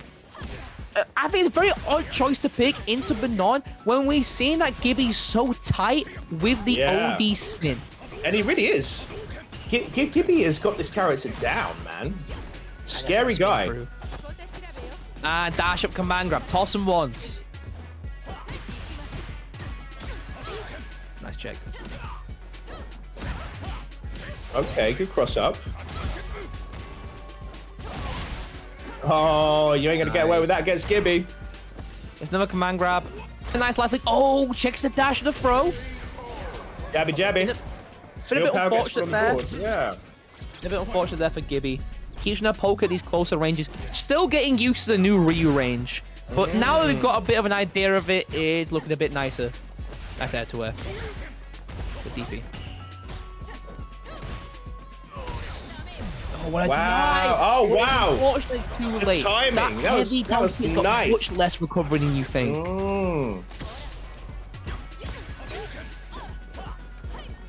Okay, Senor Power looking a lot more comfortable right now. Level 3 on deck. Right? Yeah, there we go. And what a turnaround, right? Yeah, it's an absolute turnaround. It always surprises me how powerful Ryu can be when he puts himself into burnout with his drive rush combos and ends on a level 3, man. I mean, like, the actual damage he can put away is quite impressive. Ryu's damage is definitely nerfed from the beta, but he's still one of the higher damage characters. He's doing around the same damage as like Luke and DJ. He's not same damage bracket. You got the Marissa damage bracket, but like the Luke, DJ, Ryu damage bracket. It's the honest damage bracket, you know? Yeah, the honest mid damage bracket. Yeah, you're right. Luke's honest, so's DJ. You really strong in this fireball game, forced to use that stand heavy kick way more. Because Senor Power is not forced to have charge anymore, it can be quite a bit more difficult for Gibby to understand when he should be looking. And we're out. Well, that's a bit low, yo. What the hell? I had to spend it there. I don't know if the risk was worth it, because you are close to chip out. Level 1 does it. Wow. Wow. Gibby doesn't seem to be even sweating at all here. Even at the last game was looking a bit dire, and this one, he's be a bit more comfortable with it. Keeps going for the jump back anti-airs. It's an odd choice seeing as though Manon's antis are quite good. See, his spacing seems to be, even when he makes a decision that could be, you know, deemed, you know, a bit controversial, he seems to just be out of range every time, Gibby. Okay, but I could have spoken too soon. No. Immediate back throw gets a punish counter. Okay, this is looking terrible here for Senor Power. Oh, Jesus. Gibby looking great. Gibby looking very strong. The character switch looked pretty good last game, but this one just couldn't cut it. No. I think didn't commit enough to the fireball game, right? Heavy fireball of Ryu's like a bullet. Yeah. So if they committed a bit more to just toss nose Hadokens, get that plasma out at the closer range. Yeah, exactly. Like, that's his whole thing, right? You know. Yeah. And as you were saying, right, Ryu, it's this range where Gibby start where he never feels like he's in range. But his walk speed's nothing special. It's nothing incredible. But he uses the pushback of Manon's buttons to such great advantage where, you feel like it's your turn. But it isn't. He just got pushed so far back. That's such a good point, Crossbeam. That is, that's a very, very intelligent observation, if I might. Yeah, I got the trainer behind me. So like, if you're here, and you get stand heavy kick by Manon. You go in like all the way back. You go in like, yeah. And you're like, oh, I can poke back because you're still moving while you're leaving block. I was like, I'll poke back now. Yeah. You're against Manon, mate. You're nowhere near her anymore. You press back because you feel like you have to because you can walk and press stand heavy kick again. You should have Hadouken, bro. You're playing a character. Just throw a fireball. It's so easy. Just throw the fireball. Don't get jumped in on it. It's so nice. Anti-air and fireball. It's so easy. It's so satisfying if you're one of those characters without a fireball, then you've managed to get around blooming Ryu. You know what I mean? I mean, like, it's quite far along in the bracket. You're fighting Ryu. It's like, oh, he just keeps throwing the fireballs. When I get that jump in, when I catch you, when I jump in one time, I'm gonna make you regret this. I would have got ya. Come on. So we've almost got our top 8. Winner's side's looking very good. We've got Juicyjoe versus Libbro and Dante Liquid versus Gibby, that insane Manon player that you just saw. So a battle of damage up there with Juicyjoe versus Libbro. Marissa's doing grips and JP's doing it full screen. I don't know about you, the battle of the grapplers. I absolutely love the JP versus Marissa matchup. I really like it because it's like if JP is doing doing what JP does, Marissa can't get in there. But when Marissa gets in there, it's disgusting because that Marissa's earned it at that point. And at that point, it gets really nasty for a JP player, right? Yeah, and Marissa's got some good answers to OD Amnesia. We've seen Big Bird talk about over and over again that when Marissa gets the corner, she has ways to force JP to just sit there and hold it. Because she can just armor through the OD Amnesia. Yeah, his forward heavy kick does EX armor, and it blasts through the projectiles. Oh, and here we go. Yeah, we're going straight into the winner's side. We'll let the loser's side catch up as now we see Juicyjoe versus Libbro. We'll see what you're talking about, right? JP loves it full screen, but Juicyjoe likes it a bit closer. Yeah, and his spacing we saw in the last match was insane. Like, he never just sat on the other side of the screen. He was always moving forward. Now let's see what he can do against Libbro. Oh, nice Gladius. And all that drive gauge is gone. One last tap. Oh, wow. Juicyjoe in burnout. Oh, nice parry. Oh, Libbro is so on point tonight. Maybe in burnout, but not out of options into this, because you do have level 1, you have regular amnesia, and Libbro is in burnout themselves. Wow, these guys are going ham. That is disgusting. Do you see the damage on that? 2,500. Oh my god. Quarter your life every time you take that command grab. That's brutal. You're in the yellow against Marissa command grab, you're just dead. Unless you're Marissa, Geef, or Honda, you're just dead. Dunked once. Looking a bit rough here for Juicyjoe, but we have the opportunity. Gladius didn't go for it. Oh, that's beautiful. Look at the corner carry. Yeah. It's just full screen, right? Full screen. He's going to put parry. Doesn't have the life lead, and because it's actually an interesting thing with the Marissa JP match because her dash can be quite slow. There is the threat of just getting OD spikes if they're trying to dash. Absolutely, absolutely. If you aren't on the ball, you get clipped every single time. Juicyjoe in burnout right now. Yeah, see what we can make out of it. Smart from Juicyjoe jumping over the DI. Level 1. Saving that meter and keeping level 2 for next round. If Libbro's not too careful with their meter, it's time for the unblockable. Yeah, and here we go. Juicyjoe's going to be looking for that burnout as soon as he can. Oh, wow. Grab. Yes, and we hardly ever see that from Juicyjoe.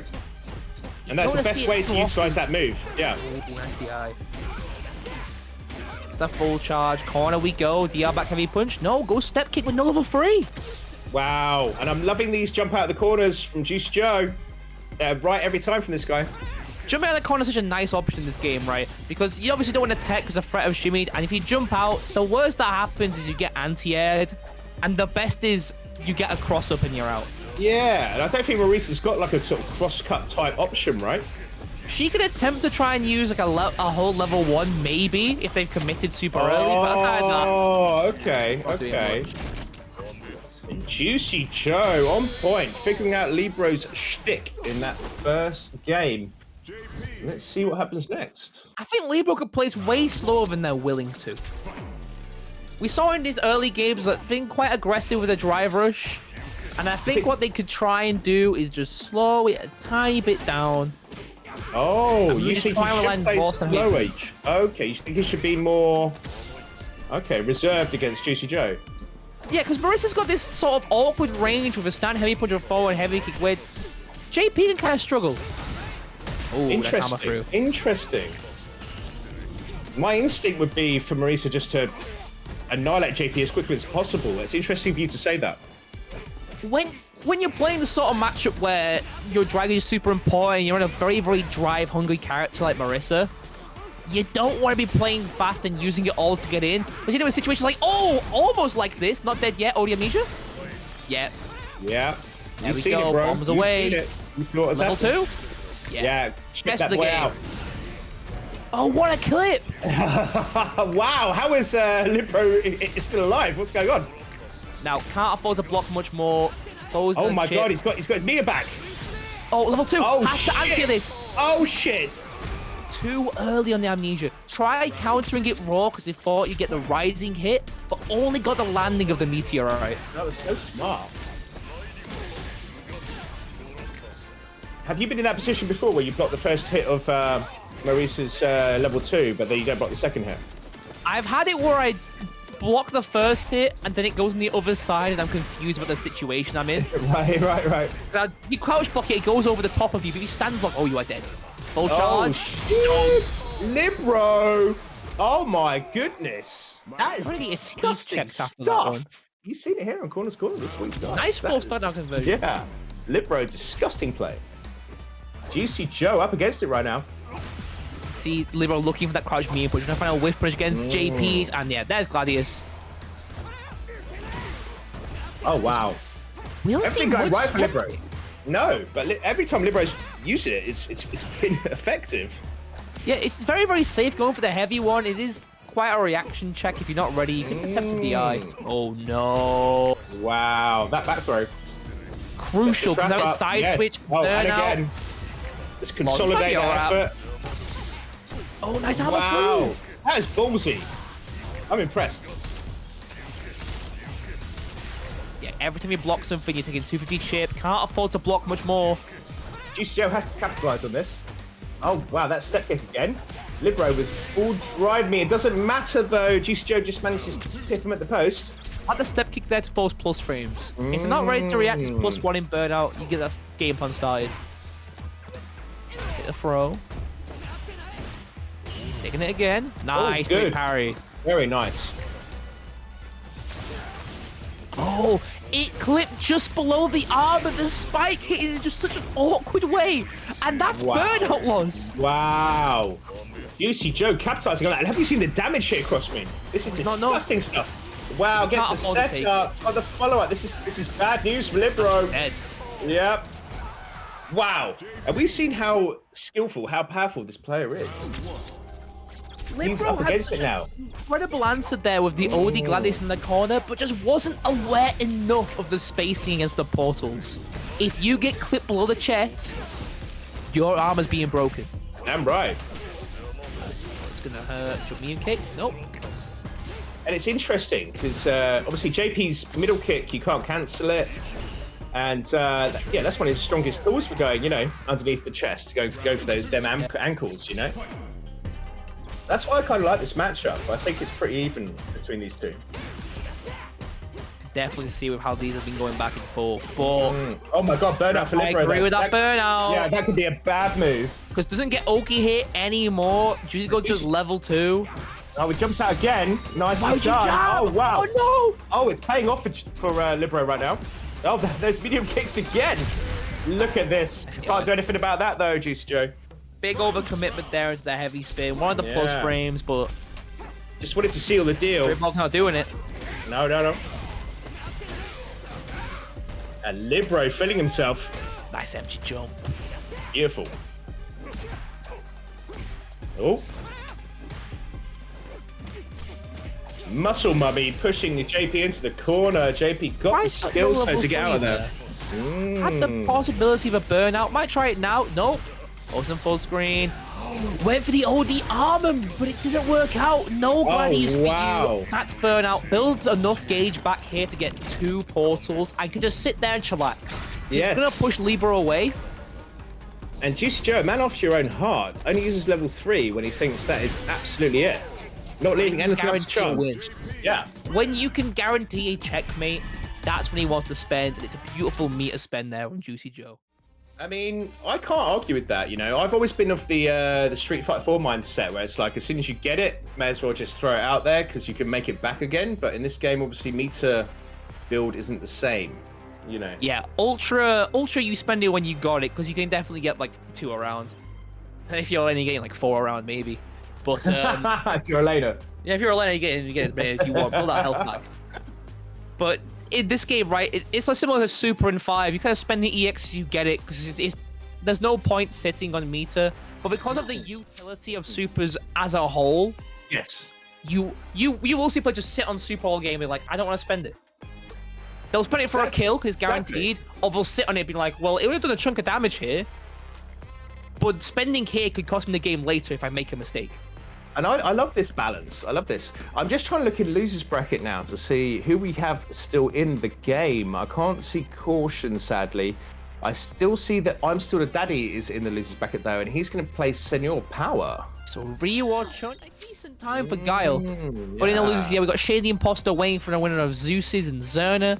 So since he's fighting Xerna, just cleared up right then. Xerna, of course, Kimberly and Ken, you probably know them for. Oh yeah. Libbro waiting. And I feel we'll get ShadyImpostor versus Xerna right away. Get them, keep on going with that loser side as we wait for emptysys and Die to round out, as well as Senor Power and ISDD. We are seeing some top level play this week, Mr. Crossmoon. People want that. I want that qualifying spot. Yeah. I just forgot to sign up. That's all I'm here for. Yeah, I have a call where it was like, you forgot to sign up, didn't you? I was like, well, I guess you're just going to have to commentate then, you know? You're going to have to come on here. Right side, you can be part of the tournament until the end. What was that, ShinYaiba? Was that? Yeah, perhaps I don't have to go 0-2. I don't have to be a bracket filler. Exactly. I'm going in. I'm a hand warmer for someone today, it seems.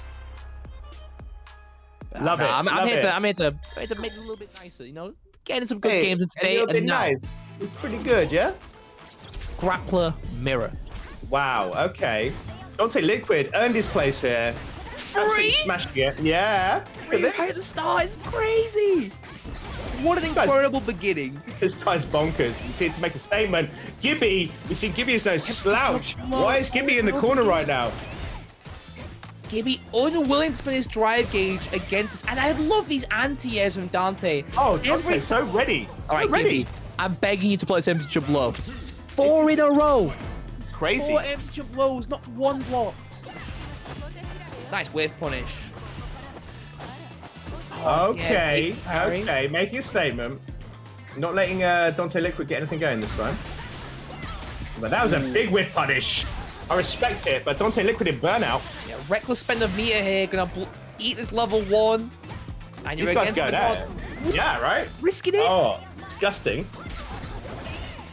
That's yeah, forcing those plus frames and confirms level 1. There's a nice chunk of damage, one of the highest damage level 1s in the game, but it won't be enough. It won't be enough. Gibby got his drive meter back. Doesn't matter though. Dante Liquid just pips it there. I think Gibby's having a bit of trouble understanding the range he's going to stand at and where he can press.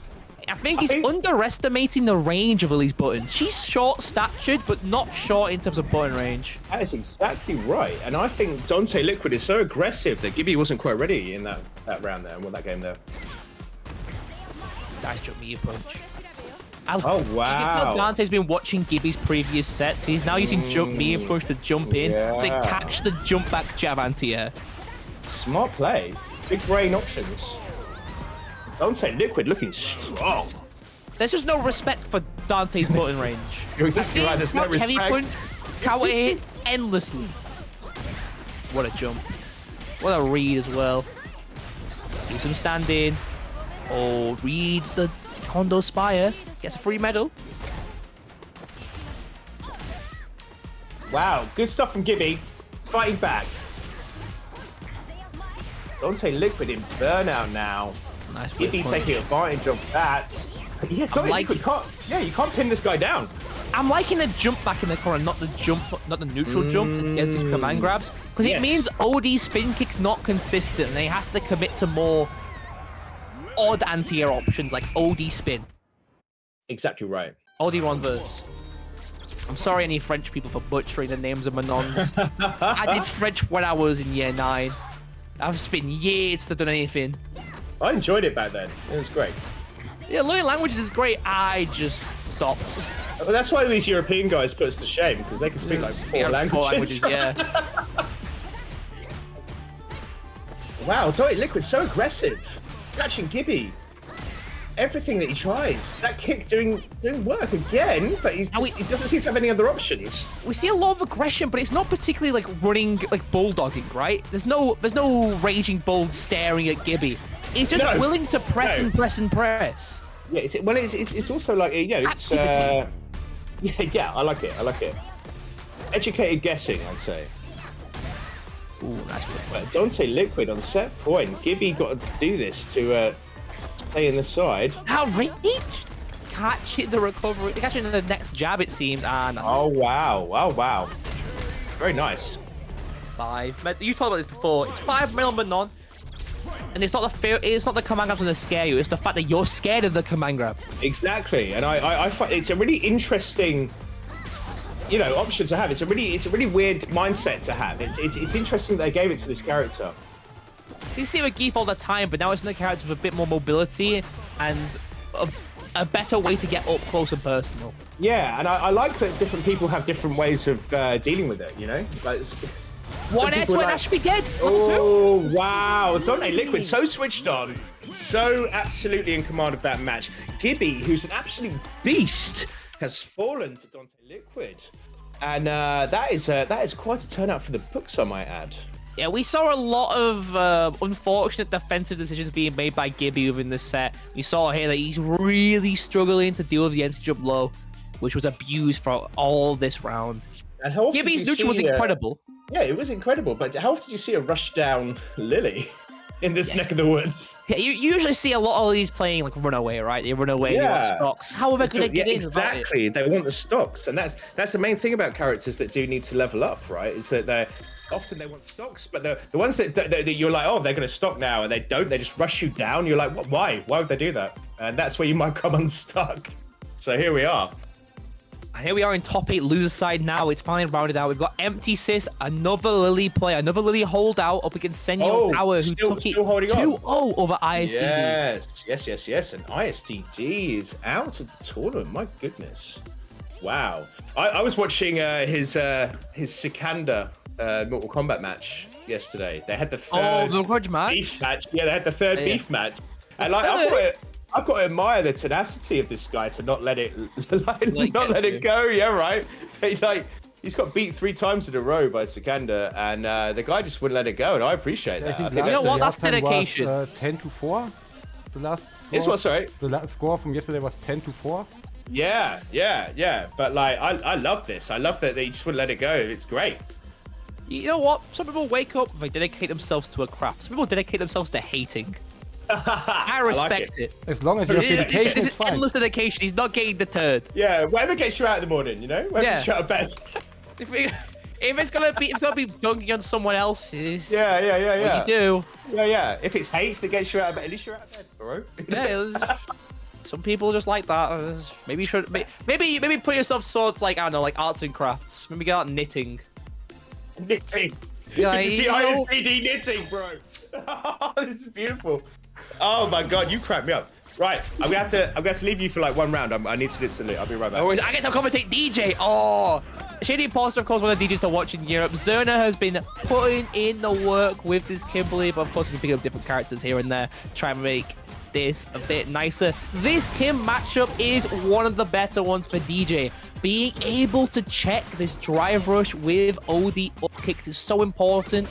She can try and DI on a rate of you checking the drive rush with driving, or you checking driving paths with OD DP, but very difficult punish once you armor through it.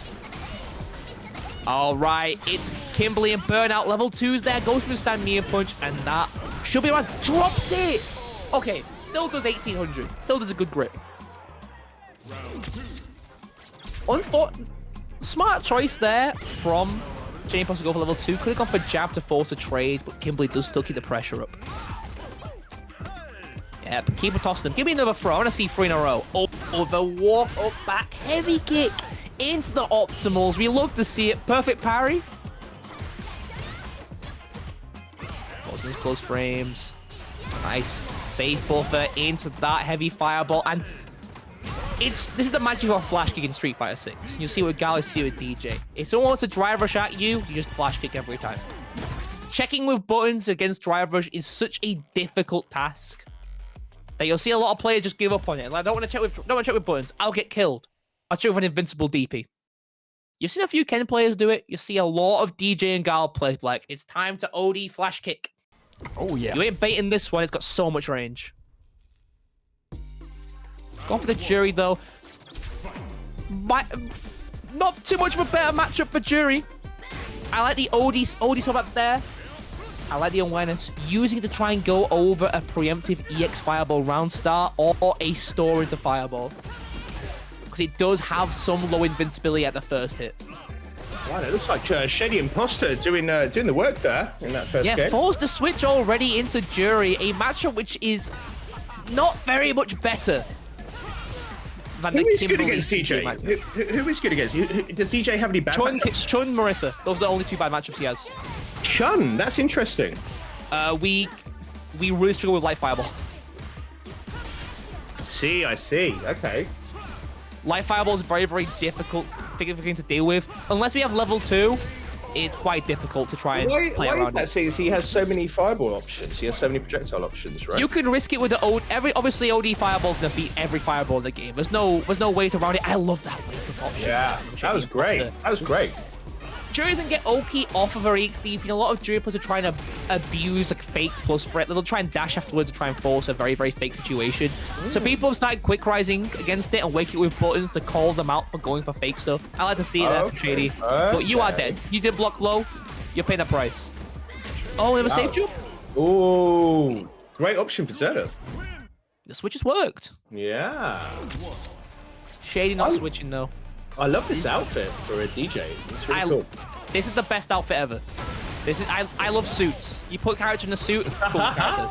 You love suited and booted, right? Yeah. I always played Marissa because she has a suit costume. Come correct. Did you hear what they said the developers had? He was asking to do a suit and they told him no. So they rejected it. So he did it. Yeah. Oh, I'm gonna put sequence on it this time. Yeah, the infinite. Keep going for cheeky little resets. I don't agree with it, but you got the round anyway. You take those. Now, Xerna got to be mighty careful. Yeah, not looking like an imposter at this point in time, you know? Level 2's there for Shady, which means that if Xerna's not careful enough for this fireball, we can swing right on through. Oh, but it's working out for Xerna this time round. What a parry! Oh, what shit. What an incredible parry. Bad piff. Level 3? Oh, yeah. Here we go. This is terrible for Xerna. Because now, not only is he close to burnout, he's hit 2 perfect parries in a row to avoid it. Will he manage it? Nope, doesn't even go for the doesn't go for the fireball.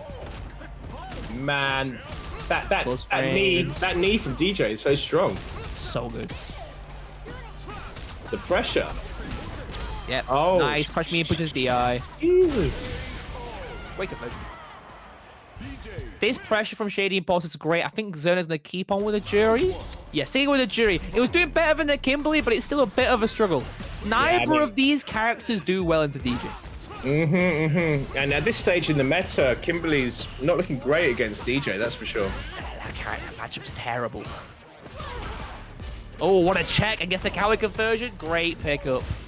So I don't like losing to DJ, but I appreciate how strong he is now, and I appreciate he's got the opportunity to could have killed. A different route there would have had it, but Shady just jump. Yeah, had to delay that a ton. That was the blind spot of DJ's flash kick, meaning that if he did it earlier, it would have gone the wrong way. Did it any later, like we just saw there, it doesn't reach. But still, it won't hit. Still playing DJ. Yeah, it's still working. It's still a DJ moment. Nice. Oh, wow. No safe jump. Is that crouching medium punch to elbow? Yeah, the people's elbows crouch medium punch. Yeah. Powerful move. All right, drive power into reversal. Yeah, stop the dash. Nicely done by ShadyImpostor. I like that. Has to deal with this level 2 pressure. Gonna do a lot of burnout gauge, a little more drive gauge with the pressure, but it is reduced during level 2. Nice jump over, still gets clipped. Oh wow, I love that jump back.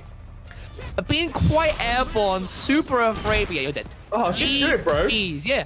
What's the stand me punch? Xerna has been committing to a button every single time, so you might as well. That is brazen, though, Crosswing. That's absolutely just. I know what you're gonna do, mate. I know what you're gonna do. There's no confusion. Yeah. There's no way. Like, why would you do that? Yeah, no, I know. Yeah, I'm gonna do this. It's fine. Yeah. People ask why you do that, and then you rewatch it. If you rewatch the replay, you'll see like, oh, I did press there every single time. I did do stand me and punch, crouch me and punch there every time. I wasn't mixing it up. So he caught onto that habit and fade out. Xerna was definitely getting stuff going with his jury. The routing was great. The pressure was smothering. But hey, you better get that pressure a bit more often. You better bring a suit next time, not a onesie, you know. Yeah, wasn't dressed to impress. I'm not leaving a good impression there with DJ. Exactly. DJ was like, next track. You come to my dinner looking like that? What? Yeah, it's no party like this. You don't come to a party no onesies. It's not a pillow fight. Get out of here. A pillow fight. Yeah. Well, ain't no pillow fight this week, guys, because we're our Road to Capcom Cup LCQ qualifier madness show. I'm Los Youngs. I'm here with my boy, Cross Moon. Like, honestly, like, guys, get involved. Here we go. We need some Matcherino vibes, you know? Give us some change. Give us some shekels. Hey, give us some euros. Whatever. Yeah, if you got cash or spare and you want to support the rest, but not both this stream, but the other streams as well, and get the people involved in these qualifying tournaments. In it. Happy to send some cash our way. Goes a hell of a long way to help keep these players a little bit more motivated. Of course, hell of motivated, Capcom Cup. But it helps them think, man, I could go out for like a 5 Michelin star restaurant with this $300. I can get the bread. You get just the bread. I can get the bread, oil. just the bread. Get the olive oil, mate. And bread and maybe some bottled water, and that'll add up to $300. A bit of balsamic, mate. You know, because you're worth it, son. You got out to LA.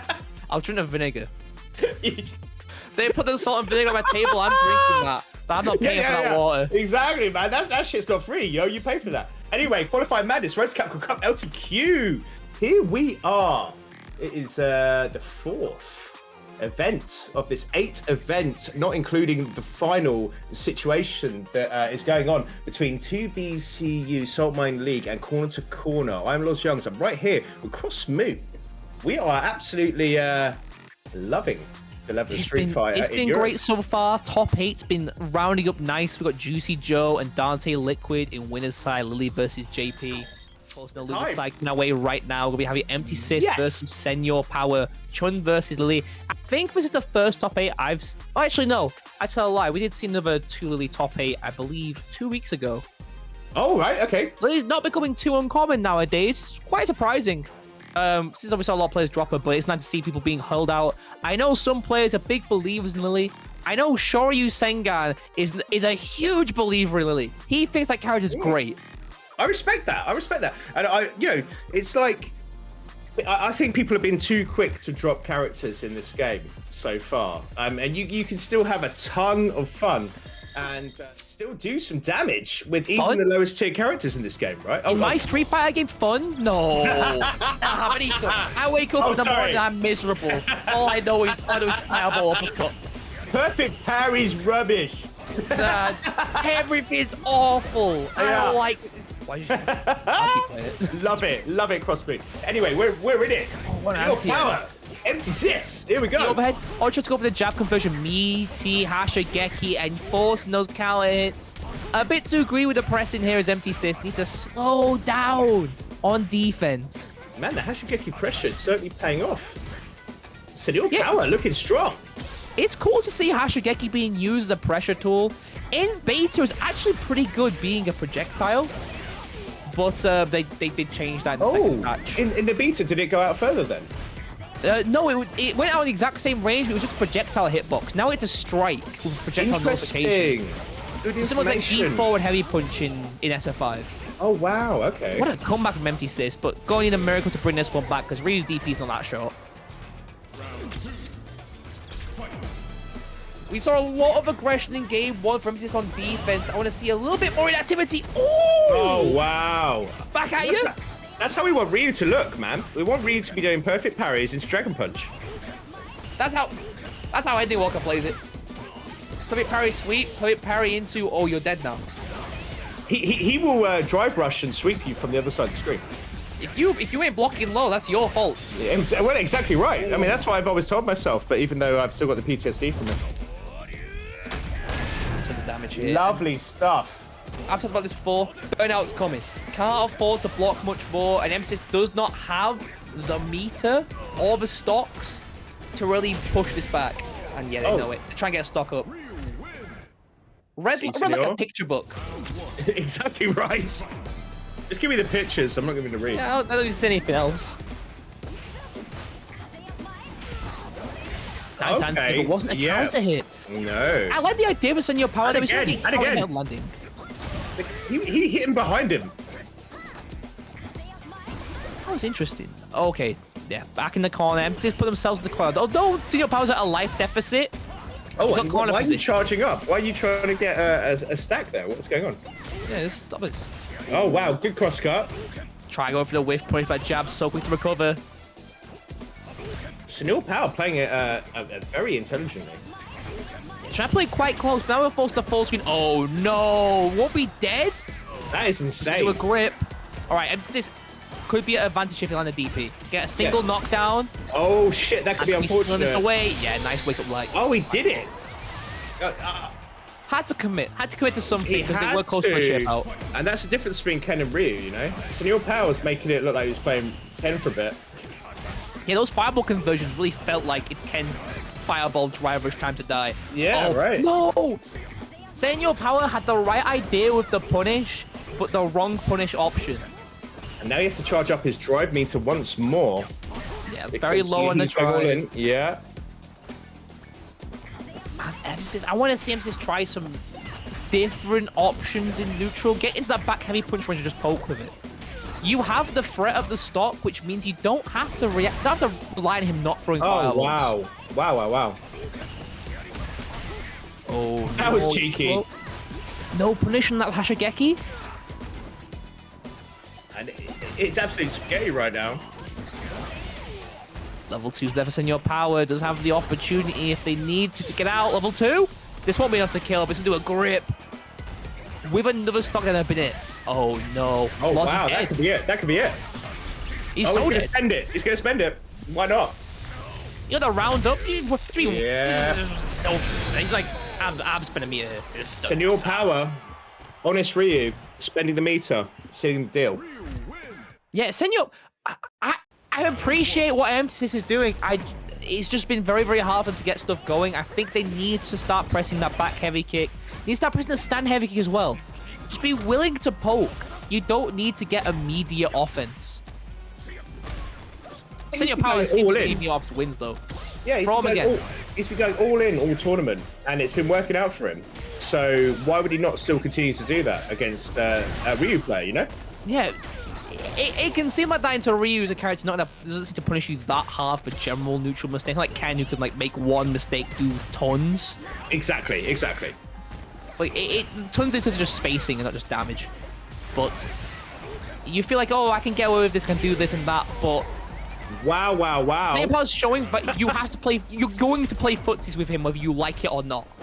You're either going to lose this set without playing footsies, or you're gonna play footsies with me. Can't rely on just crouch heavy punch. It seems almost like a little bit sad that emptysys is coming unstuck against this Ryu player, but it's not just any Ryu player. Yeah, builds level 3 here, but doesn't want to spend it. And there we go. That's safe. Throw doesn't connect. Really? Yeah. Oh wow. Close to burnout. They both are, but. Yeah, that's dead. Oh, wow. I went for the medium. What an answer, yeah. What are you jumping for? Send that message. What are you jumping for? Get out of the sky. Oh, my goodness. Yeah, good awareness there from Senor Power to go for DP level 3 and not just roll level 3. We've seen roll level 3 miss so much that you got to commit to the DP level 3. You are so right, sir. It was looking good for emptysys in a few of these rounds, been quitable confirms, but relying a bit too heavily on crouch heavy punch not really committing to any other pokes was making it a very, very one-dimensional. That's exactly right. One-dimensional is the right term. And yeah, I mean, like, yeah, Ryu might be mid in this game, but he's still very, very capable. And you utilize those tools well, and you will do well, because we've just seen that from Senor Power. Yeah, I'm pretty sure Ryu's capable, and you're capable of clicking a Match Arena code. Retweet right now. Don't take much. Here we go, guys. Everyone. Hovering over my mouse. Everyone there in the chat. Come on, Match Arena. Ooh, let's get it. All right, someone. You know what? It was Mr. Floppy. Do it. I will do it. Mr. Floppy. Mr. Floppy. Yeah, thank you, Mr. Floppy. Match Arena cost to $300. Thank you for being so forthwith, Mr. Floppy, and absolutely putting your oar in to take. Now I'm sure someone's very happy now. It's a solid 300, right? That's such a nice number. It would be a darn shame if for some reason it left that number. Yeah, this isn't for Sparta. This is for Match Arena. This is for Salt Mine League. This is for Corner to Corner. This is for 2BCU. We need to. If you're going to kick someone off a cliff, it has to be more than 300, right? You know. Yeah, it got to be more than 300. So let's let me fix that real quick. Oh, here we go. Let me fix that real quick. All right, we're not allowed to have whole numbers because it makes people too comfortable. People are too comfortable with their nice numbers. So let me add a bit of pocket change to this. I am What books you be reading? Not much, really. I've been reading textbooks and a bunch of stuff on my university course that is making my mind numb. Hey, you seem sharp, lad. You seem sharp. Come on. Listen, I like the cut of your jib, and you guys in the chat. Oh, damn! That's all I'm working with today. I'm not made of money today. No, look, and hardly anyone is. And so, listen, I think we heard this from Rizu last week. That was, listen, guys, if everyone put in like a $1, you know, and how many people get in the chat? We got 150 people in the chat, 151 people, 148 right now. Those 3 people got out of there. They don't want to put they're bouncing up and down. They're bouncing. They don't want to put in a $1. But hey, 148 people in the chat. If any of you guys could spare $1, that'd be amazing, and that would get our Match Arena up to an absolutely amazing level. But obviously, no pressure. Hey, we do this with we love Street Fighter. We love the FGC. We're here every week. We're gonna put time in. More of it. You what? Honestly, I'm just here to see more of it. Honestly, every single week, the whole War has been an incredible event where you just catch up in the Street Fighter. It can be quite overwhelming, and there's some that don't get enough advertising that they should do. But if you try and catch them all, you get to see players from regions that you don't normally expect. We saw just yesterday, Lionheart, which is a name I'm quite familiar with, but a lot of people aren't. Had an incredible run in the French qualifier. Nice. Oh wow, Piff from ShadyImpostor. The driverless jab. We love it. And this is an interesting match between these guys.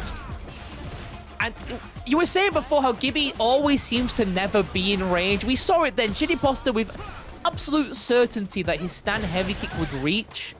Yes. And just didn't factor in the pushback. Oh, wow. That was just cool low.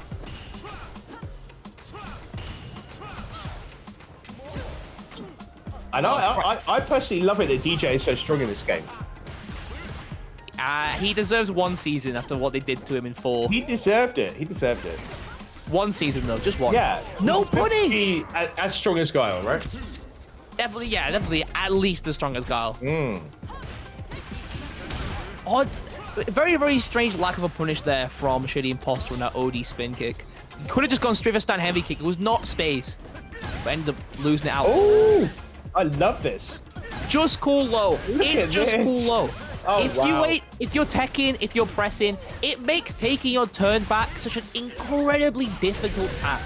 Very much so, sir. Very much so. It's really odd because it comes with the caveat that it's quite safe and he doesn't have to space, which means it works in a variety of situations more than just like a lot of tools that DJ has are quite linear. They do one thing. Well, just like cool. Automatic shimmy, so right? much. Yeah. It's like a Luke back heavy punch.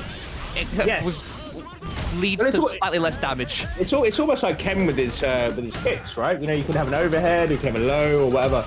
Yeah, it comes with different usages, of course, because DJs is Ken's is a pressure tool. Ken's is chip away your drive gauge. DJs is a footsies tool, I'd argue. Yeah, okay, I see that. It's very, very strong, but it comes as like a footsies tool. It lets him move in and out of ranges as a character would normally struggle to be able to convert. And that's interesting for a charge character as well, right? Yeah. It's always been that charge character can kind of struggle to weave in and out of ranges and be able to convert. Obviously, the ways we've gone around this is by ShadyImpostor noticing Gibby is not too versed in this matchup. We're getting with murder with these just calls, all these feints, yeah. Oh wow. And honestly, the answer is Gibby got to start pressing a bit more. Be a bit more committal with his presses. Be a bit more swingy. But yeah, this might be a wrap. Yeah. Committing, swinging, trying to find some sort of mistake, but ShadyImpostor's not biting. Absolute smart play from ShadyImpostor. And not looking like an imposter at all at this stage in the game. Absolutely looking like he's earned his place. Good counter hit combo, like that style. ShadyImpostor in 5 was very, very strong with how he played, but we didn't really come into it until this game, where oh shit! That was so smart. Gibby's got to be asking himself a few questions right now. I think Gibby needs to take a look at this and think, okay, what can I do against Just Cool? What can I do against his offense? And how am I going to deal with drive rush jab? The answer seems to be check it, but I would not rely on that. I think Gibby needs to be a bit more proactive with the use of crouching medium punch. Just in neutral. Good point. Can just commit to it every once in a while as a Is that Manon's hard kick that he keeps doing? No. Well, the hard kick in neutral is definitely one, but it's not the point that we're pressing there. Okay. Nice jump reversal. Yeah, and just really took the Gibby. Oh. That's burnout. Oh, damn. Yeah, and it's time for DJ's patented chip. Oh my goodness. Oh my goodness. It is an infinite, but it does have break points with his drive gauge. If you stand block it, DJ will run out of time with his infinite and won't be able to do it for as long. I mean, he's been crouching it a lot. He's persisting with that button, over and over again. That seems to be his go-to. There we are again. Keeps pressing it, keeps trying to take his turn afterwards, but needs to be more careful as it is not plus on hit. Oh no. Wow. Jimmy better just cool. Now so afraid of attacking at all, and this isn't dead. But it's going to do a grip. We have gone corner to corner. Wait, no, it is dead. That's dead. Yeah, that's it. See, that's it. ShadyImpostor. One corner to the other. Moves on in this bracket. Absolutely smashed it. Gibby, such a strong player. DJ's hit for us. Good night for Gibby. That's his run today. And there's only stuff for the winners. Yeah. Only thing for the winners in these tournaments. So. Oh my goodness. Gibby gotta be coming back next week to try and get it in the 2BCU tournament. Got on Wednesday. I do have to say, like, Gibby is one of those guys that he's been entering week in, week out, has been putting the work in, will not be put down, will not be deterred.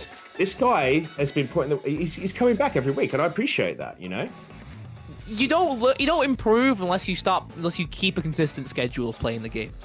Sure, exactly right. If you play on and off, you're never going to improve as much as you could if you could stick to a consistent schedule. Obviously, not burning yourself out and playing every single day for 5 hours with your head in your hands at hour 3 every day. Be like, oh, that's why we're going wrong. Like, you gotta keep a consistent schedule. Treat it like a training thing. It's like an instrument. Learning is like an instrument. Yes. You gotta just keep high consistently, and you don't want to play so much that you blister your hands. But it's more so like blistering your brain with. It's blistering your brain, and you do have to still enjoy it. That's if you ever stop enjoying it, you need to take a break. Yeah. And we've seen that time and time again. We've seen people that have had to just lay off the Twitter, not stop talking about the game, and everyone gets there eventually, But like, it's still a game, guys. It's a video game. We love it. It's part of our FGC. It's part of our community. This is a much bigger thing than just a video game for all of us. And we are so happy to be bringing this every week in, week out. Corner to corner, guys. So now rounding out our top 6 losers side, we got Libbro, Yes. Just off of that loss against Juicyjoe. A very, very close set. So I've got high hopes of Libbro going up against Senor Power, who does have the Ryu and does have the Chun, both of which can be a bit annoying for Marissa. Fireballs aren't the easiest for Marissa. She just have good anti-fireball tools, but that's the best thing to deal with. Gladius is an option, but obviously, when you play that Gladius game, you're going into the threat of the both Chun crouch me and kick and Ryu crouch me and kick, right? We're getting into the world of 50-50s, you know? Yeah, like, do I want a Gladius here? Yeah. Do I want a Hot Punch here? Oh, it's Chun. Oh, it's Ryu. Oh, it's Luke. Oh, damn. Okay. I'm not too sure why it picked over the Ryu, but very greedy round starter. No. Wow, and Libbro staying true to form. Absolutely so aggressive. 92 seconds on the clock as Libbro, like, it's just absolutely doing destruction to Senor Power in the corner. I don't agree with that burnout, because...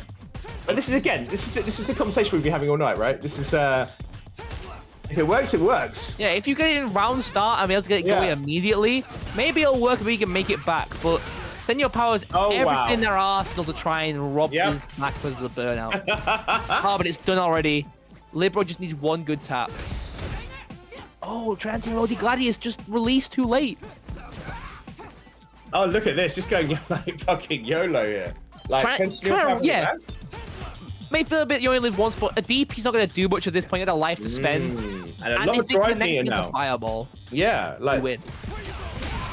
Nice reversal, yeah. Oh, Senor Power was looking for that crouch me kick drive rush. Oh, wow. Overhead into throw loop. Nice parry. Built some gauge back. Raw stable, what a reaction! Smart options from Senor Power. I love the level 2 from Luke as well. I love the animation on it. I love the slowdown. Like it was so close to hitting them as well. Like right at the end of sticking the leg out, I was like, nah, let me teach you a lesson. And we see no one punish that from Libbro all night. So Senor Power was aware of it. Full conversion, going for the oak because they dropped the route. I want to see Senor Power start taking his turn back after that with something like, say, crouch me and punch. Maybe not even crouch me and punch. Something at 7 frames. Just to make it so it's a bit harder to force that -2 mix up into parry. Well, crouch and medium punch is the 6 frame. Everyone talks about from Luke, right? You know. Yeah, you know what? Maybe crouch me punch is the answer. Press that some more. Oh wow. That works, yeah. Honest Luke crossed me. No crouch medium punch. Being very honest, it's Libbro though. Actually, Libbro's been a bit too aggressive with these steps. Hugely aggressive. It's worked out for him all night. Every single night that we've every single time we've commentated on the stream tonight, he's got away with that, with no punish.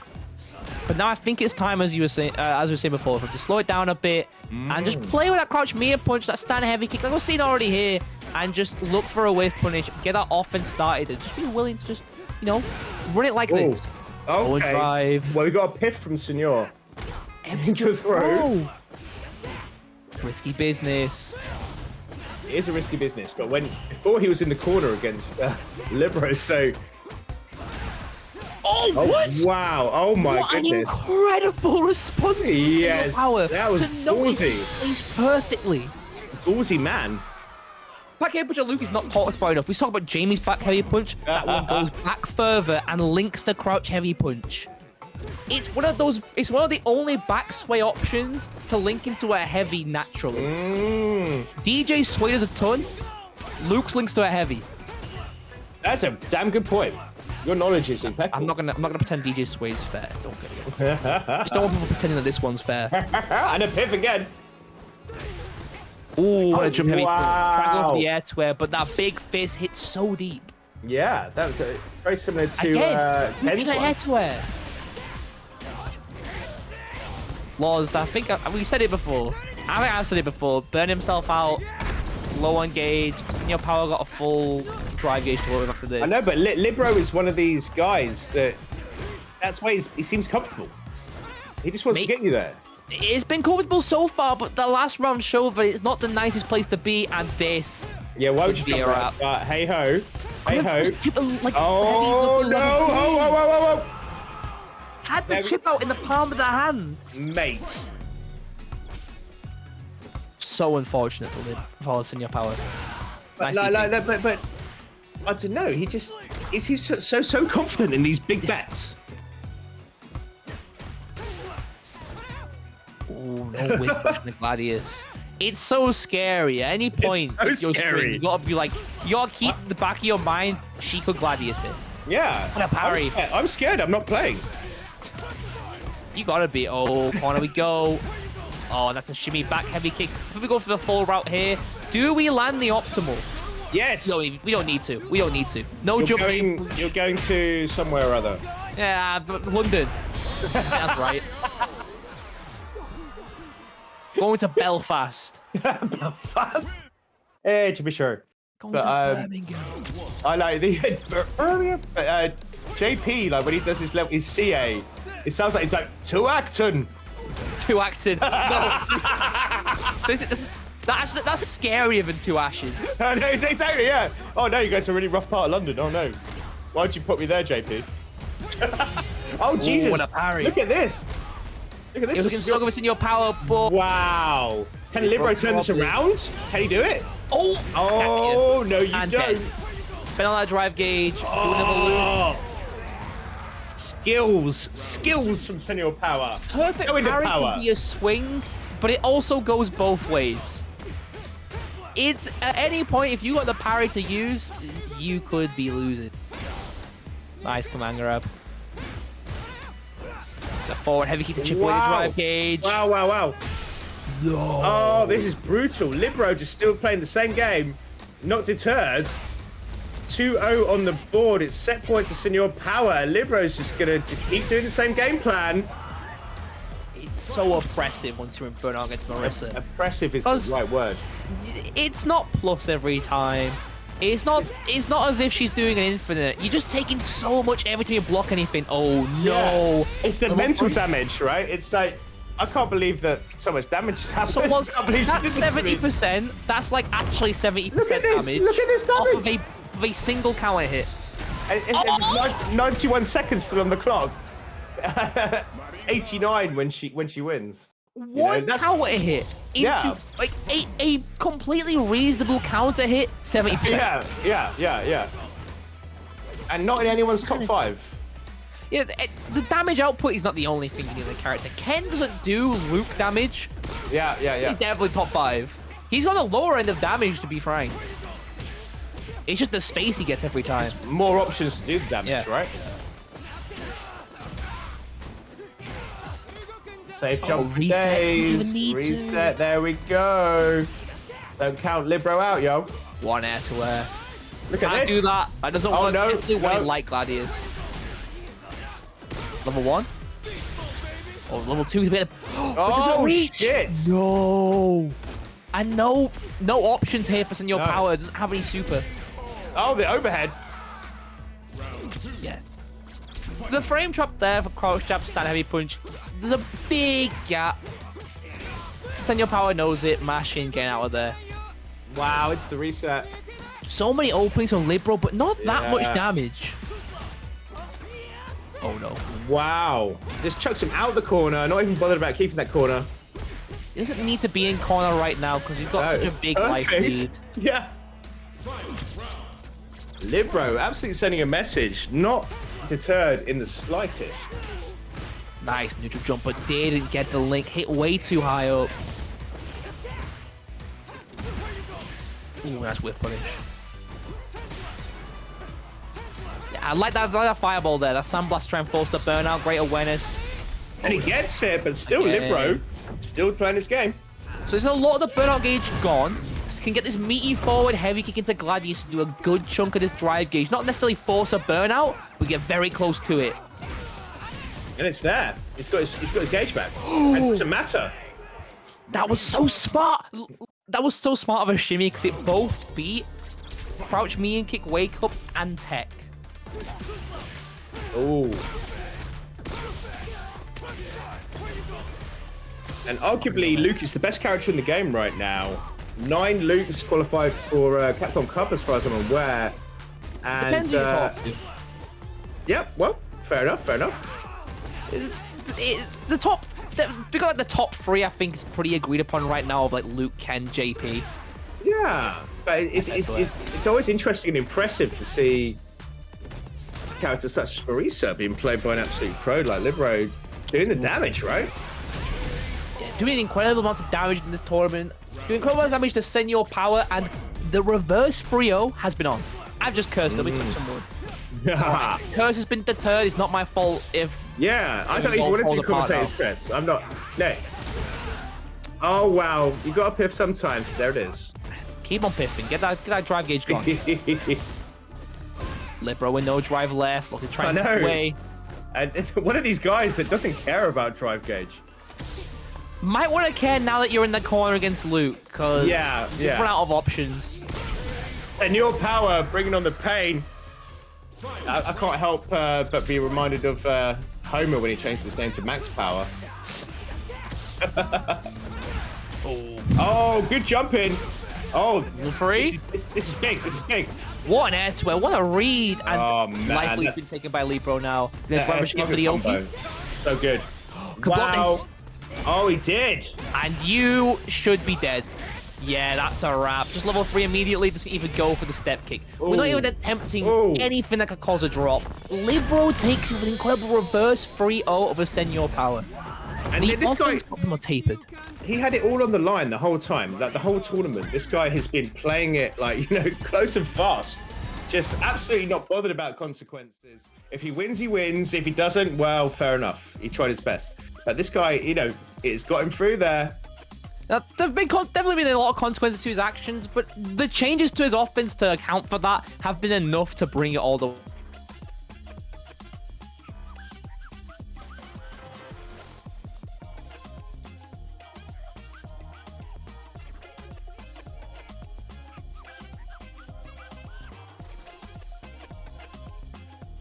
But anyway, besides the point, Libbro taking it. I think you lost us, yeah. Yeah, you lost us.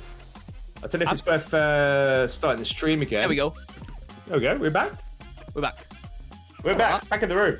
Well, that was insane. I think Libbro just broke the game and the stream. Oh, here we go. We're coming back. A bit too strong. A bit too strong.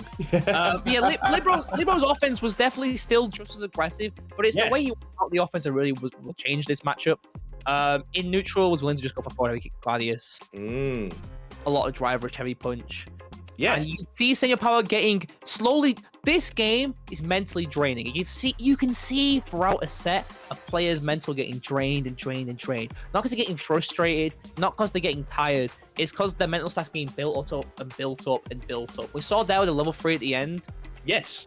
Exactly right. I know Senor Power knew that you can't level 3 that. I know they knew that. But at that point, it was like, I'm just level 3 the drive rush. If I get out, it's fine. I hit, I do 5%, I get rid of all the drive kicks. It's great. It's like that straw it's like the straw that broke the camel's back at that point. You know, it's like, you know, when you're playing you're playing a first to 3, you know, you've been playing a whole tournament all night. You know, you're playing against real high-level players. When you're doing calculations the whole night, you're going to eventually make one mathematical error, right? It's like, oh, forgot to carry the 1. That's the NASA rocket blown up. Damn, fractions. I don't know, 3 over 4? Integers. Look, I'm here for the... I get the quarter pounder over the third pounder because 4 is bigger than 3.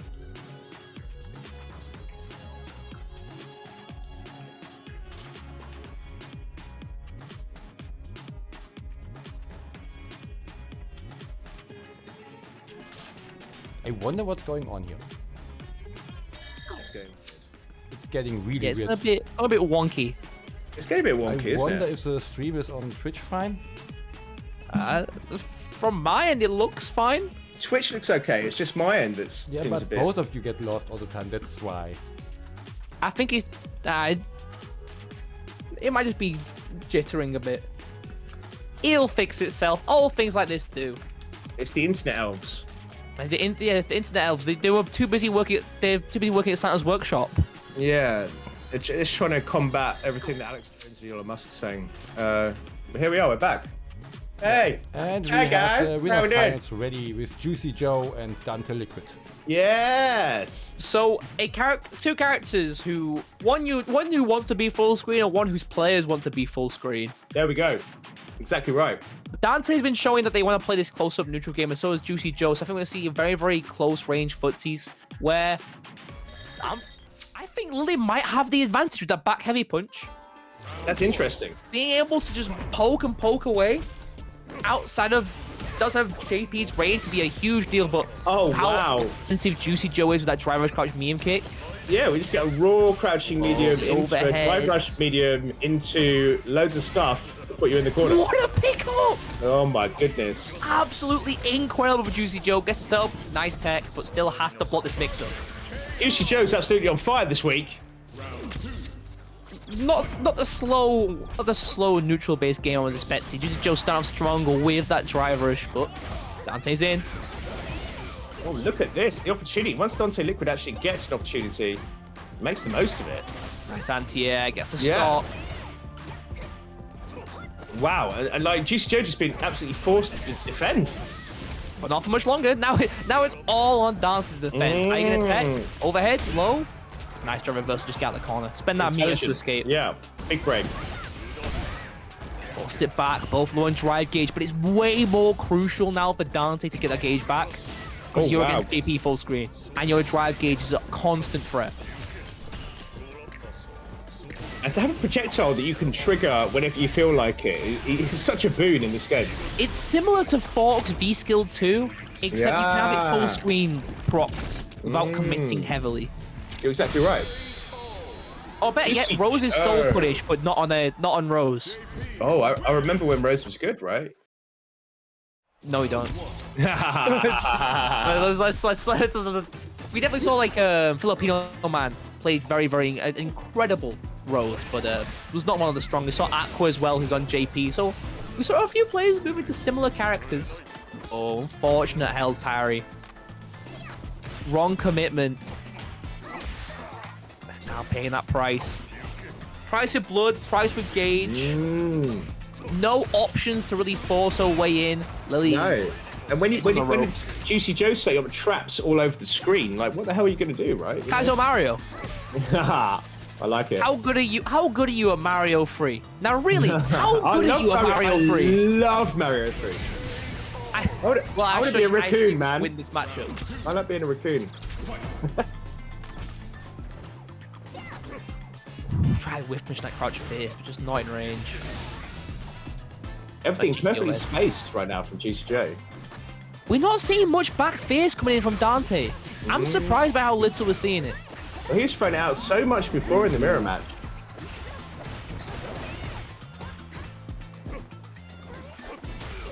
Oh, nice jump back from Dante Liquid.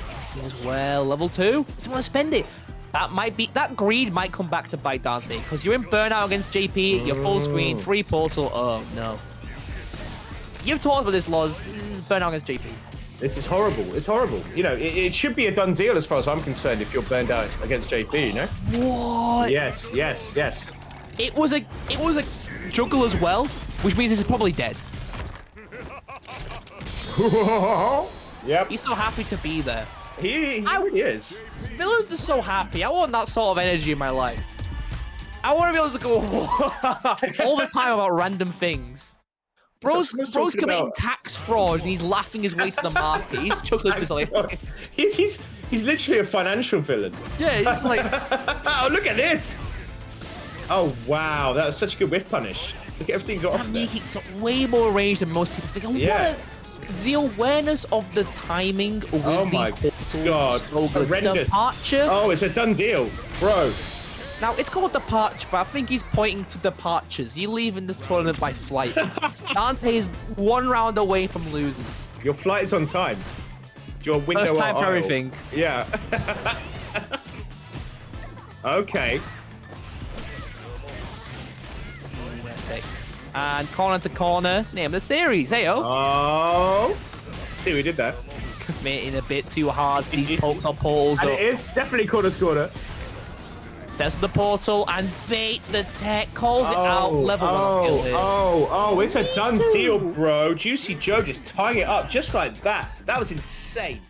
Do you guys even see what happened? So many JPs will use the portal as a stop sign. They use it as just a stop sign. Juicyjoe uses it as a way to know that my opponent cannot poke. Yes, yes, and he goes in. He sets up the corner situations. You know, so many people just sit on the other side of the screen. You know, it's like, you need to go in, bro. It limits the opponents, like right here, limited Dante Liquid's ability to press completely because the portal's above him, and if he blocks anything or gets hit, portal's exploding, giving him a free pickup. It's the way Juicyjoe abuses the use of portals. It's beautiful. It's just so beautiful. It's beautiful. Honestly, it's like a beautiful tragedy, really. It's like watching like a car crash. Like, oh, I wouldn't want to be in. I want to be in that, but I can't look away. It's like watching Hamlet or something, or Macbeth. You know, just this like, guy wrote it. Please, Romeo, don't drink the poison. She's alive. Don't press on the JP portal. You're gonna get hit. Why would you do that, sir? You know, it's tragic. He didn't want to be the villain. Don't own the car, Hank. Yeah, you made him this way. You did this to yourself. Top 4 is solidified now, though, right? Oh my Losers goodness, sir. ShadyImpostor Vs Libbro. We got a pretty varied top 8. We have a wonderful top 8. Yeah, our only double up has been Lily. Oh wow, so we got emptysys is still in there. Yeah. Yeah, hang on tight. I like this.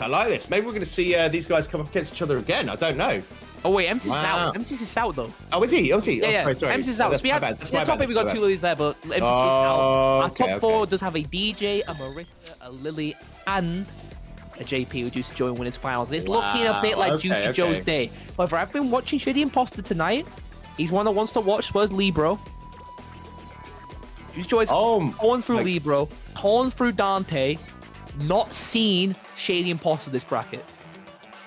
Oh, and I see in chat we have Maldominant. Where are you tonight, Maldominant? Maldominant's been one of the most prevalent players in Corner2Corner every single week.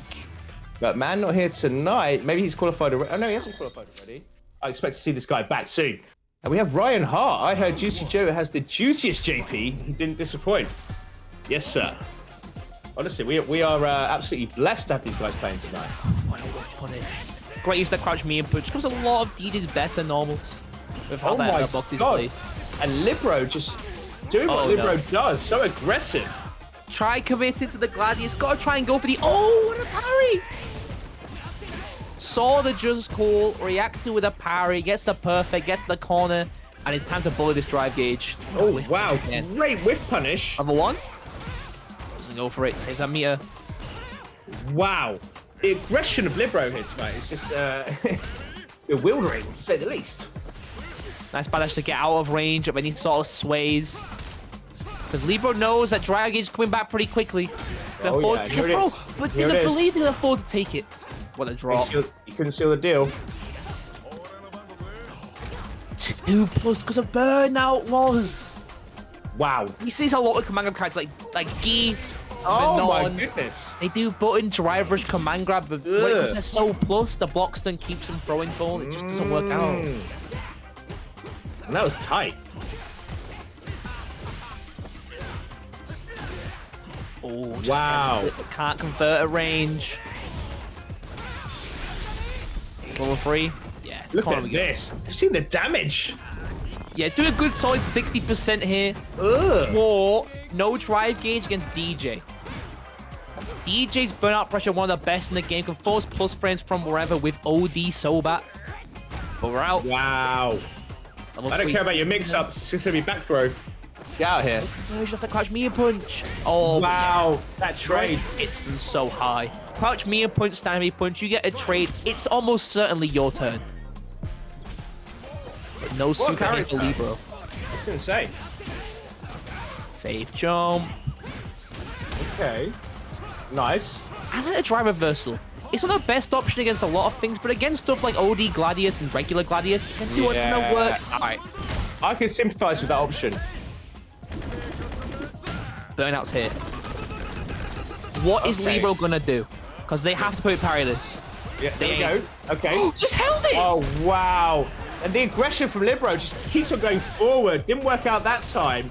But I admire the balls. I appreciate the balls there with the held OD armor. Armor through enough hits, but should have maybe slowed down a bit at the end after the third hit. I mean, that's literally the only negative thing you can say about Libbro in this whole tournament, right? You know? It's just slowing down a bit, but I'm right. It's been paying off more often than not. It's just about, can you keep up with the speed of DJ? Yeah. Oh, what a gladius. DJ, he just has those tools. He has the options he needs to do the work against the like Marisa. Got the options. I think Libbro's not standing at this very, very awkward range, which is just inside DJ's crouch meme kick, where you can really swing with medium gladius. Yeah. Extra range. You can try and walk out, but he won't get out in time. And he has to try and react with just cool. In which case, that's when hot punch starts being good. Because can have a bit of a struggle of a time without. If you don't have charge, hot punch is a difficult anti for DJ due to how vertical his back heavy kick can be. That's interesting.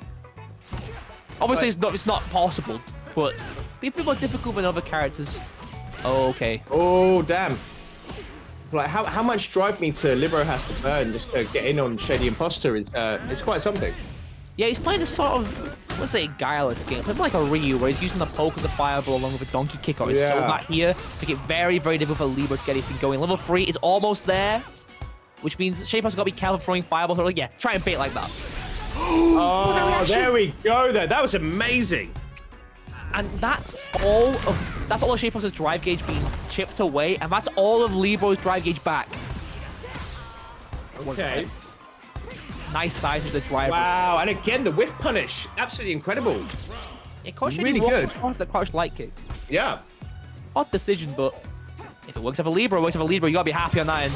We do. And yeah, both players don't have any of the super art meter left.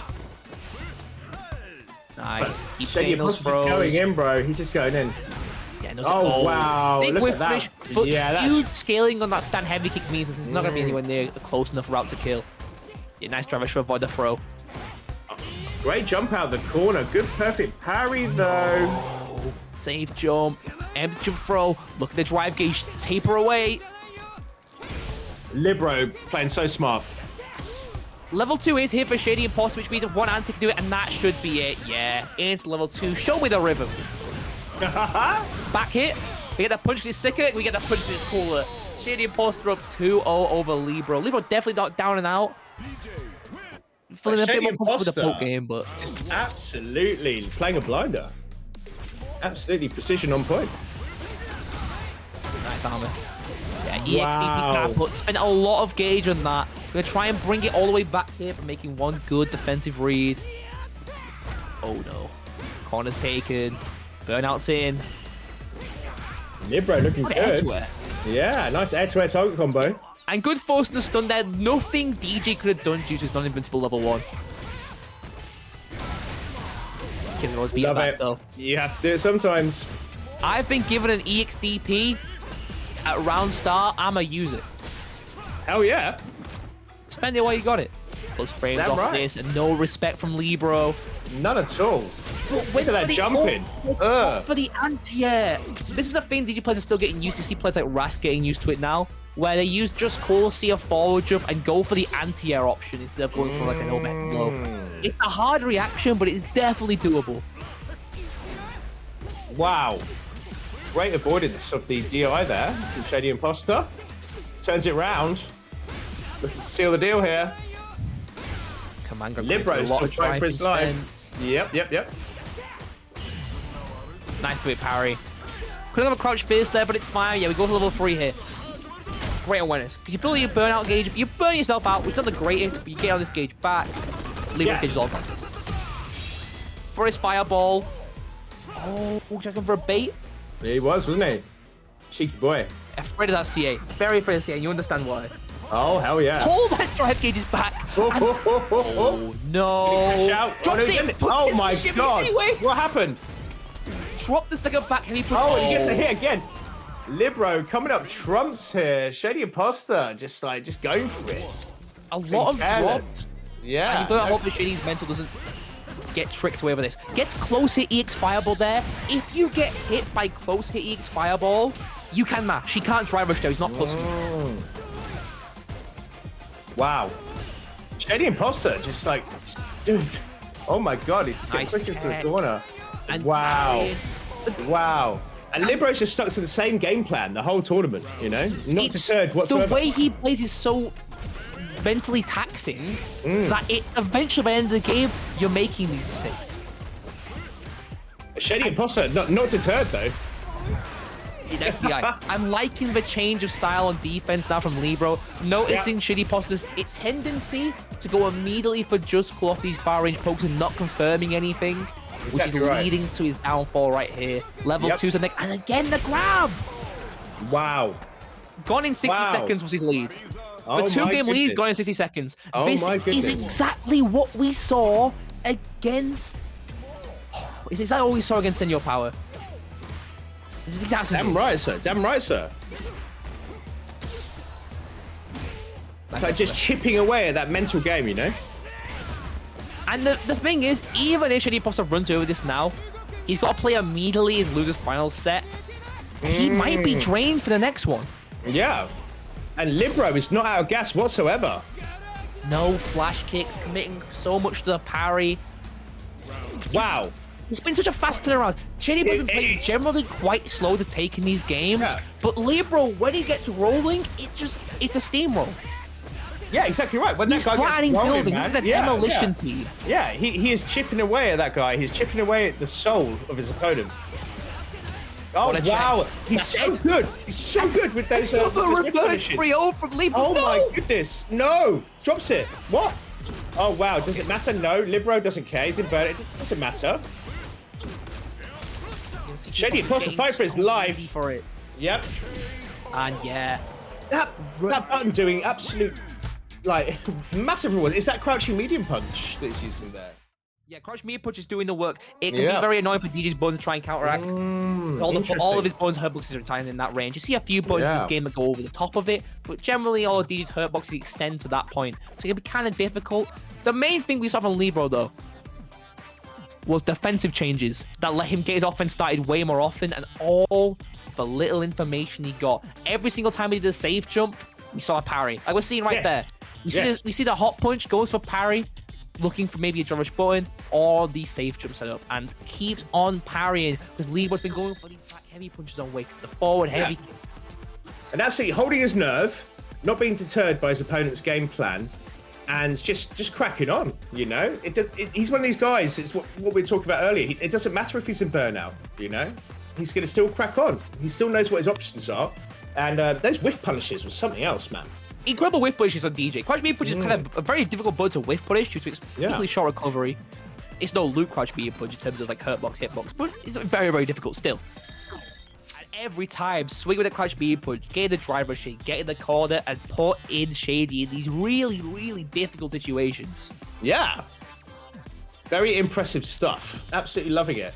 So where are we right now in the bracket, guys? Losers finals is coming our way. Dante versus Libbro. Two players who haven't fought once in this bracket. Libbro, all the players in top 3 are making it to top 8 on the winner's side.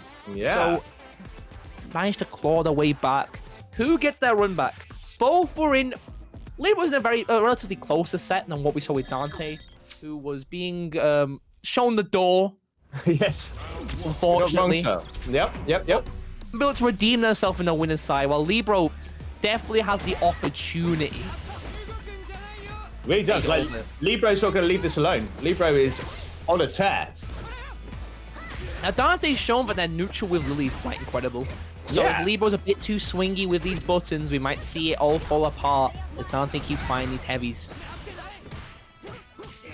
I mean, I'm so impressed with Libbro's aggression. I really am. Just not deterred. Can't be deterred. Making sure every single hit is lights out.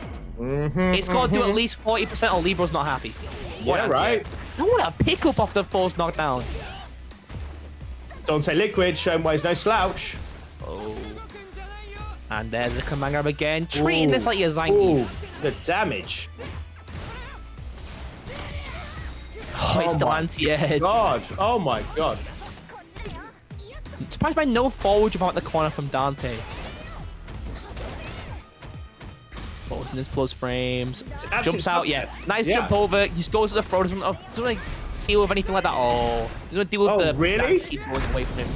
Yeah, you get the round. Level 3, you react to something, spend it.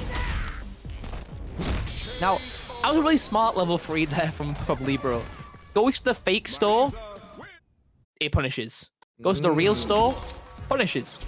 Wow. There's no win-win there for Dante. What a check. Keeps him standing. Look at this, no one's standing on ceremony tonight.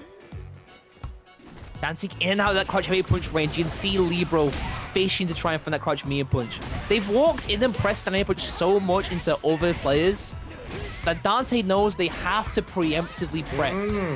Oh, this is a bit dire. Yeah, this is oppressive stuff from Libbro. I love how much Libbro abuses the command grab to allow them to set up that full charge back heavy punch on wake up. Yeah. And then this push moving in and out of that crouch heavy punch range. It's just textbook footsies. Oh, wow. Libbro is so aware of the situation. That's a reversal. Comes to the corner. DI used all the drive. He had to do drivers level 1 to beat that. Whoa. Wasn't ready. Level 2 should kill. Oh, Jesus. Maybe not. Yeah, not enough, but can chip out. It whiffed. Oh, wow. Greedy for the chip out. Oh, great stuff from Dante Liquid. Hanging on there for dear life. He's hanging on for dear life right now, but even if they leave burnout, they have to perfect parry every DI. That doesn't answer. Oh, look at this. Yeah, just in time. This is great. We're all the way back, but now it's almost Libbro's time to just press DI. Yeah. And there it is. There it is. That's level 1. Had to perfect parry. I remember a wise man said to me once that you take away your opponent's options, all they can do is DI. Yep. And that's exactly what happened there, right? I mean, it looked like Dante Liquid was going to come back from death, but being on below around, I believe it's 200 life. Yes. I mean, yeah, it's actually 200 life. You can't DI back, which means that your ability to react, it changes up your muscle memory completely. Wow, that was so smart. Now, it would be... we just seen Dante the rounded way with some great drivers confirms and some very, very impressive offense. It would be very ironic if Dante managed to run away with this and run a reverse 3-0. It would be so incredibly ironic. I want to see if he can manage it. I mean, it'd be amazing. It'd be hard. It'd be absolutely incredible with how oppressive Libbro's been against Lily. His defense is it's nothing special. Some of the worst in the game due to stubby lights and very, very poor lights besides that. These links, these combos. When he gets the opportunity, it's there. Isn't that a whiff punish? Nice reversal. Beautiful. Oh, base level 2. Jumps nice over it. Neutral jump. That's on the board. From Dante Liquid. I'm loving it, crossfit. Nice try brush. Checks it. Trying to go for these cheeky drivers command grabs, and yeah, Libbro could do the same thing. Wow. Wow. Carries it on. Good strings. And that is notice they have the life with us, can kind of back off a bit. Look, I'm liking to use a neutral jump more, you know? These neutral jumps, although the answer to neutral jumps just take the space back and try and get into a closer range. But because Libbro's been going for a lot of these hot punches, going for a lot of Gladius and stand heavy punch, the threat of this raw neutral jump is quite high, making it quite difficult for Libbro to really get anything going. It's really changed up the pace of this game. I like to see him go for drivers. Yeah, drivers Gladius is a good option, or just drivers crouch heavy punch. Yeah, get in the corner. You're not getting out of there. That's where I need you to be. Point command grab. Now, where'd the life bar go? I want to talk to where the life bar went. I'm calling the Scooby-Doo crew to find out where it went. I would have got away with it when we were pesky kids. Pesky kids and your drive reversal. Level CA's there for Dante. Oh, nice. One good confirm could mean a round just how high a damage it does. Look at this though, crossfit. Oh no! Oh, it was almost a heartbreaker, but he still managed to bring it back. Not a Liquid. The reverse 3-0 is on. Nice. It's all crumbling away, and Dante will get that rematch against Juicyjoe. What a check. Yeah, that was beautiful. Both kinds of tri-rushes aren't the fastest in the world, but the threat of their long-range heavies is making checking it a bit more crucial. Yeah, especially when, Maurice has got, armor. No, you're dead. Yeah. Oh, wow. Night. Oh, wow. She gut punches you once, she gut punches you again. My liver's finished. I'm never drinking again. I know, right? Look at this little girl. She ain't drinking nothing. Ooh, just get the link. Unfortunate and immediate tech. Okay. And Dante Liquid, bring the pressure. Good safe jump. Empty jump into low. Yeah. Right, I like the conversion level 1. Get rid of a bit of that drive gauge, and now the parry is super risky. Could this be where Libbro comes unstuck? The crouch fist. Okay, this is actually super smart from Libbro. Wow. Crouch fist in the corner means that any attempt to go for the stance from Libbro. Yeah. And Dante Liquid absolutely staying in the game, staying here. It could be anyone's game right now. Oh, it is currently Libbro's game right now. Yes, it currently is. You are. Corner taken. Right. CA landed. Already took a good 60%. But this is different from your preferred game plan. So he spent it early. Is it going to pay off for him? It's looking mighty fine, paying off right now. It's looking good. Okay. Dante Liquid's got a lot of work to do. All right. Dangerous now. Dangerous stuff for Dante. Oh, it's a heartbreaker. Oh my goodness. Fire rush overhead go from +1 to +5. Normally just tick through there. Oh my god. Do it. That was so close, man. That was so close. Dante looked like he had it. Wow. We saw some great use of neutral jump. The cheekiness of these drivers command grabs. Libbro was forced to start checking it, which meant for a more active neutral, which was trying to start abuse. Those drive rush command grabs are disgusting. Once we saw Libbro start realizing, okay, I need to be more active. Why don't I be more aggressive with my activity? And okay, I'll go for driver strat heavy punch. Yes. I'll start going for driver force him onto the back foot, force Dante onto the more defensive play, and therefore just run away with it at the end. It was looking very good for Dante, but the slight adaptation at the end was just enough. Libbro is so aggressive. And in case you guys didn't know, we are running Qualifying Madness. Last chance to Capcom Cup LCQ. And we are running that with Salt Mine League and also 2BCU. This is the 4th event of our 8 event until the final sort of run that we have. The finals were going to be on December the 30th.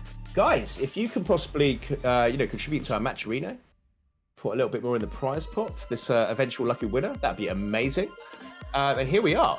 We are Corner2Corner. Yeah, we've got those quests as well. Quest in the bottom has free money. Just 20% each if you're willing to do the time. See the people in chat doing it. It's nice to see.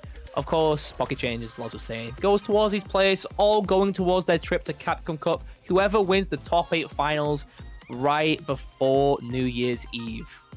Damn right. Damn right. I know I'm doing New Year's Eve. What are you doing New Year's Eve? I'll be watching this. Yeah, boy. There's top 8 finals in. I gotta be watching. Let me get my eye peeled. I mean, damn, it's gonna be an absolute hell of a final, you know? I mean, yeah, grab your popcorn, get some stuff in. I know everyone's gonna be having leftovers from Christmas Day still on the 30th. If you making a big Christmas dinner, I'll be punching away. I've got like pigs in blankets. I was gonna say, mate, it's gonna be the pigs in blankets watching the gammon. My gammon and gravy. Oh, a nice bit of gammon, mate. Gammon butties, chicken sandwiches. Oh, he's stuff in my face. I'm getting hungry now. I'm starving. That's why Christmas comes around the corner. I'm like, right, it's time to pour in about 30 kilos. Get out winter weight. Gotta keep myself warm. Get that gravy, lad. Come on, it's cold. It's past beach bod time. I just gotta get back into Christmas like dad bod. Get my stomach out. What point out like knock down me. Love it, mate. Love it. We are doing it. We are doing it. Okay. Oh, damn. Juicyjoe. Now, Juicyjoe showed in the winner's side that they were very comfortable with Lily, very comfortable with pretty much anything that was thrown at them. Libbro couldn't stop Joe, but they were the closest anyone's been today. So let's see if they can manage it right now, or if Juicyjoe's figured out the whole situation. Juicyjoe looks so comfortable. Nice parry. Don't go for mass corner carry, though. Oh, the perfect parry to drive rush. Great stuff. Managed to punish the spike to keep the pressure tight. Oh, wow. Libbro bringing the pain. Now, it has been a while since Juicyjoe's played. Information rounds. But we see Libbro adapt a tiny bit slower, but nevertheless, when the adaptations happen, they're crucial and make it so Juicyjoe can back the rest of it. That crouching medium punch from Juicyjoe. Doing the work. One of the best driver checks in the game. Yeah. Quite disjointed, very fast on startup, and hits at that very, very awkward angle where a lot of those lows still get collected. All right, nice spend. Absolutely wonderful confirm. Got me ready to confirm as Marissa. Every hit's gonna count. So whenever you land a medium, those confirms got a matter. Oh, wakes up buttons. Gets a trade, but no confirms. You could have gone straight for the stand medium punch. Wow. Level 2? I mean, that's the longest time I've seen Juicyjoe sit still all night. Yeah, a noticeable lack of OD amnesia with Juicyjoe. He's been very happy to use it. Especially after second options, not just the first one. So it's one of those where you don't use it too many times. It becomes too predictable. But again, with the crouching medium into full combo, right? That's going to seal the deal, right? Yeah. That beam does so much. 2k damage flat. Juicyjoe takes the final round of this game 1. No meter to work with. Spent a level 2 as a defensive option. Oh, what wow. a chomp. Beautiful stuff. Nice. Gets going for it. Wow, Libbro just doesn't stop. You know what? We haven't seen many throws mid-screen from Libbro. Relatively just going for command. Of course, you're afraid of OD amnesia, and the risk-reward isn't full. OD amnesia gets a full punish. Wow. Okay. But I want to see these throws come through instead of the command grab, just for safety against these jumps. Yeah, I hear you. I hear you. He's going for that sort of massive damage. No one else has really challenged it tonight. He's getting 2.5k every time, but oh yeah, damage don't matter if you're 80% down. Yeah, if you're getting neutral jump, if you're getting neutral jumps into full combo, it certainly is a bad option. But Juicyjoe, the first one to really, just call that out every time so far. Safe jump. There we go. Throws being shown. There we nice go. Amnesia. And gets a punish on it as well. That's the point with the meaty stand heavy punches Marissa. And level 1's supposed to burn out. Incredible stuff. Yeah, now it's too smart. So unfortunate for Libbro because they are stuck full screen. They have Gladius, but no OD. Nice to it. Oh, nice.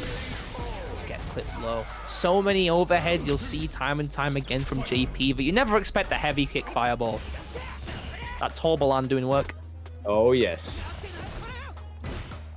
And we got Chumandinger in the chat. Regular throws are boring. Go big or go home.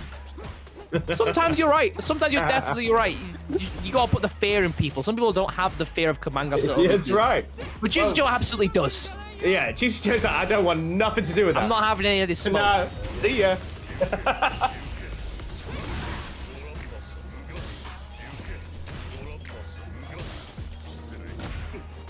Oh, wow. That was interesting. Odd situation, yes. Yeah. Oh, no. Oh, wow. And the optimal command grab punish as well. Went for a different route with the crouch heavy punch for optimal damage. It's not dead, but it is burnout, and it's half screen away, and it's OD. Paul doesn't go for it. Instead, just dash it through. That was so simple. So simple for Juicyjoe. 2-0 to Juicyjoe. He's seen it all night. Libbro's not perturbed when he's in burnout whatsoever. So yeah, just throw that guy, kill him. Okay, so this is actually Libbro's best position. 2-0 down, doesn't matter. Okay, are we going to see a turnaround? Every game. We're going to see 6 in a row now for Libbro. Maybe 3 in a row, and then drop 2, and then 3 more in a row. But it's already off to the start. Making a statement with the perfect. Already off to an incredible start in this next game. Still, go big. Listening to Chumandinger. Go big or go home. It's knocked down. Okay, keeping it tight, keeping it simple here. Oh, armor's through. Dunks him. Okay. One last dunk needed. One more throw. Look at this. It's Gladius. Yes. Oh, shit. A lot of scrambles there, a lot of whiff buttons. Libbro trying to just get out of the OD amnesia situation as quick as possible. Okay, Juicyjoe burnout. Not looking good for this guy. Can't afford to block. a step kick or another Gladius. And he knows it. So he keeps jumping. Emotions. So good. Never give up. Full screen. What a setup from Juicyjoe to get Libbro full screen again and start chipping away.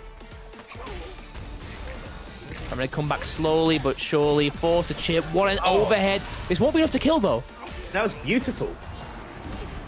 Mix-ups for days, bro. Oh! The audacity. Juicyjoe read the jump with a jump knee but just wasn't ready to convert and went, nah, I do it one more time. You don't anti-air it twice. Libbro, what a guy.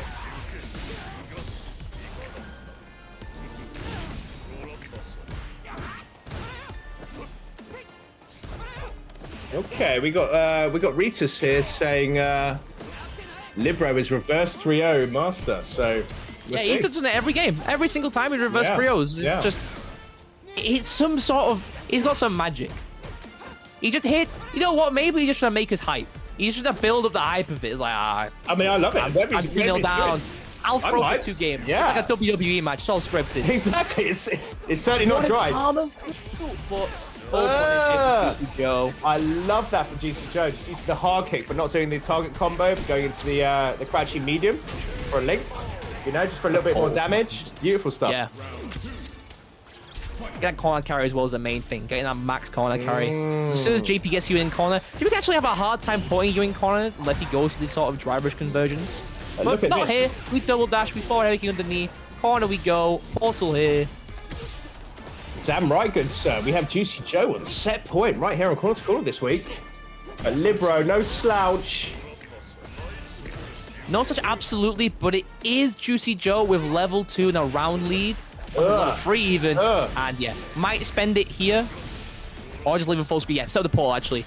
Doesn't want to spend it. Oh, wow. Do it right here. That's grimy. The set, right? This is grimy. No, had the round, but says, nah, I'm done with you. I'm clicking this. Paul says one snap of my fingers and you're out of bracket. One snap of my fingers, he's going to the qualifier. Oh, it's top 8 is awaiting him. Seeing how hard that Libbro worked this week, you know, seeing the absolute determination from this man, you know, it was just absolutely nothing held back. You fight like a younger man, you know, just absolutely beautiful. Libbro definitely showing they've got the stuff to do it, but this week is going to Juicyjoe securing the 4th spot in the top 8 qualifier. Obviously, Libbro next week in the this Wednesday against 2BCU, where maybe can make it happen after this incredible losers run after losing winner's side to Juicyjoe. Their only problem today was Juicyjoe, so they could definitely bring it in the next one. But that's for next. That's for next time. Exactly. This time it's going to Juicyjoe after the incredible performance in the Nordic and Baltic CPT. Just couldn't take it over Phenom. So. Wow. I mean, absolutely well earned from Juicyjoe this week. I mean, it was a heartbreaker last week where he did manage to make it through.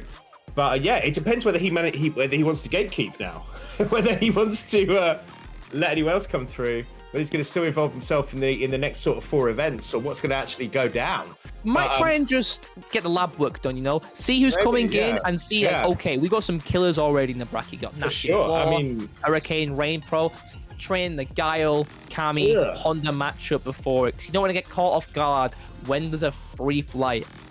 Damn right, sir. Damn right. Yes, yes. Juicyjoe saying, I can't enter these. No, you can enter, Juicyjoe. You can enter them. I'm sure that if you win, then whoever comes second has to go through, right? But you can still enter, right? As far as I'm aware. ShinYaiba, correct me if I'm wrong, or Ritus. But anyway, for this week, Juicyjoe is our champion. Because there is no point in playing in the next tournament for him, because there's no prize pot for the single tournaments. It's done now. Okay, so he can't enter the next 4. Okay, fair enough, fair enough. Well, thank you for clarifying that, sir. Anyway, guys, thank you so much for watching us this week, watching this absolute incredible event. We have 4 of these events left before we have our eventual final on December the 30th. And guys, yeah, this is Qualifying Madness, Road to Capcom Cup, LCQ, yo, in association with Salt Mine League and 2BCU. I'm Los Youngs. I've been here tonight with Cross Moon, absolutely legendary commentator, and ShinYaiba has been holding this whole thing down as per usual. Guys, thanks so much for joining us. Tonight, and incredible TO for the night alongside, I believe Ritus was helping TO today. But yeah, incredible tournament. Hope to see you all not too far away from now for the next Corner2Corner event, and of course 2BCU on Wednesday for this qualifying madness. An incredible, just props to Ritas, Yaiba, and the 2BCU team coming together and helping send one person from Europe all the way to the LCQ.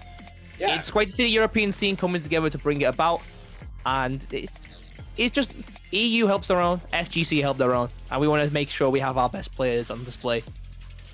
Even ones that just couldn't make it, because we have such a competitive region. There are players we'd expect to qualify. There are players right now in the UK CPT where you'd expect all three. You expect like near all of them to be qualified, right? Prolemex, Hurricane, Ending Walker. These are players you expected to already been qualified, but now only one of them's getting there. Or two of them rather. We got that. That's this Saturday, of course, the CPT UK event. Preach it, brother. Honestly. Yeah. Like, I mean, yeah, I have to agree with you. I think Europe is so super strong right now, you know, and yeah, technically we're not part of Europe, but hey, let's in still. We're part of Europe. We're definitely part of the continent of Europe. I don't dispute. We're not took jets and sent ourselves all the way over to NA yet. We could definitely. We're very sounding. Definitely could try. Yes, we should all definitely trying for it. And that's the moral of the story. Put jets in the UK, of course. That's definitely what we got away from this tournament, right? Juicyjoe playing incredibly well, and knowing that we should put jets on the UK. Exactly. We're there. That's his whole motivation. The whole tournament, right? That's what he's fighting for. That will be it for us tonight. It's been incredible to see you guys again, Laws, and we hope to see you next week, and of course on Wednesday. Absolutely incredible. You take care, everyone. And participate on Wednesday at 2BCU.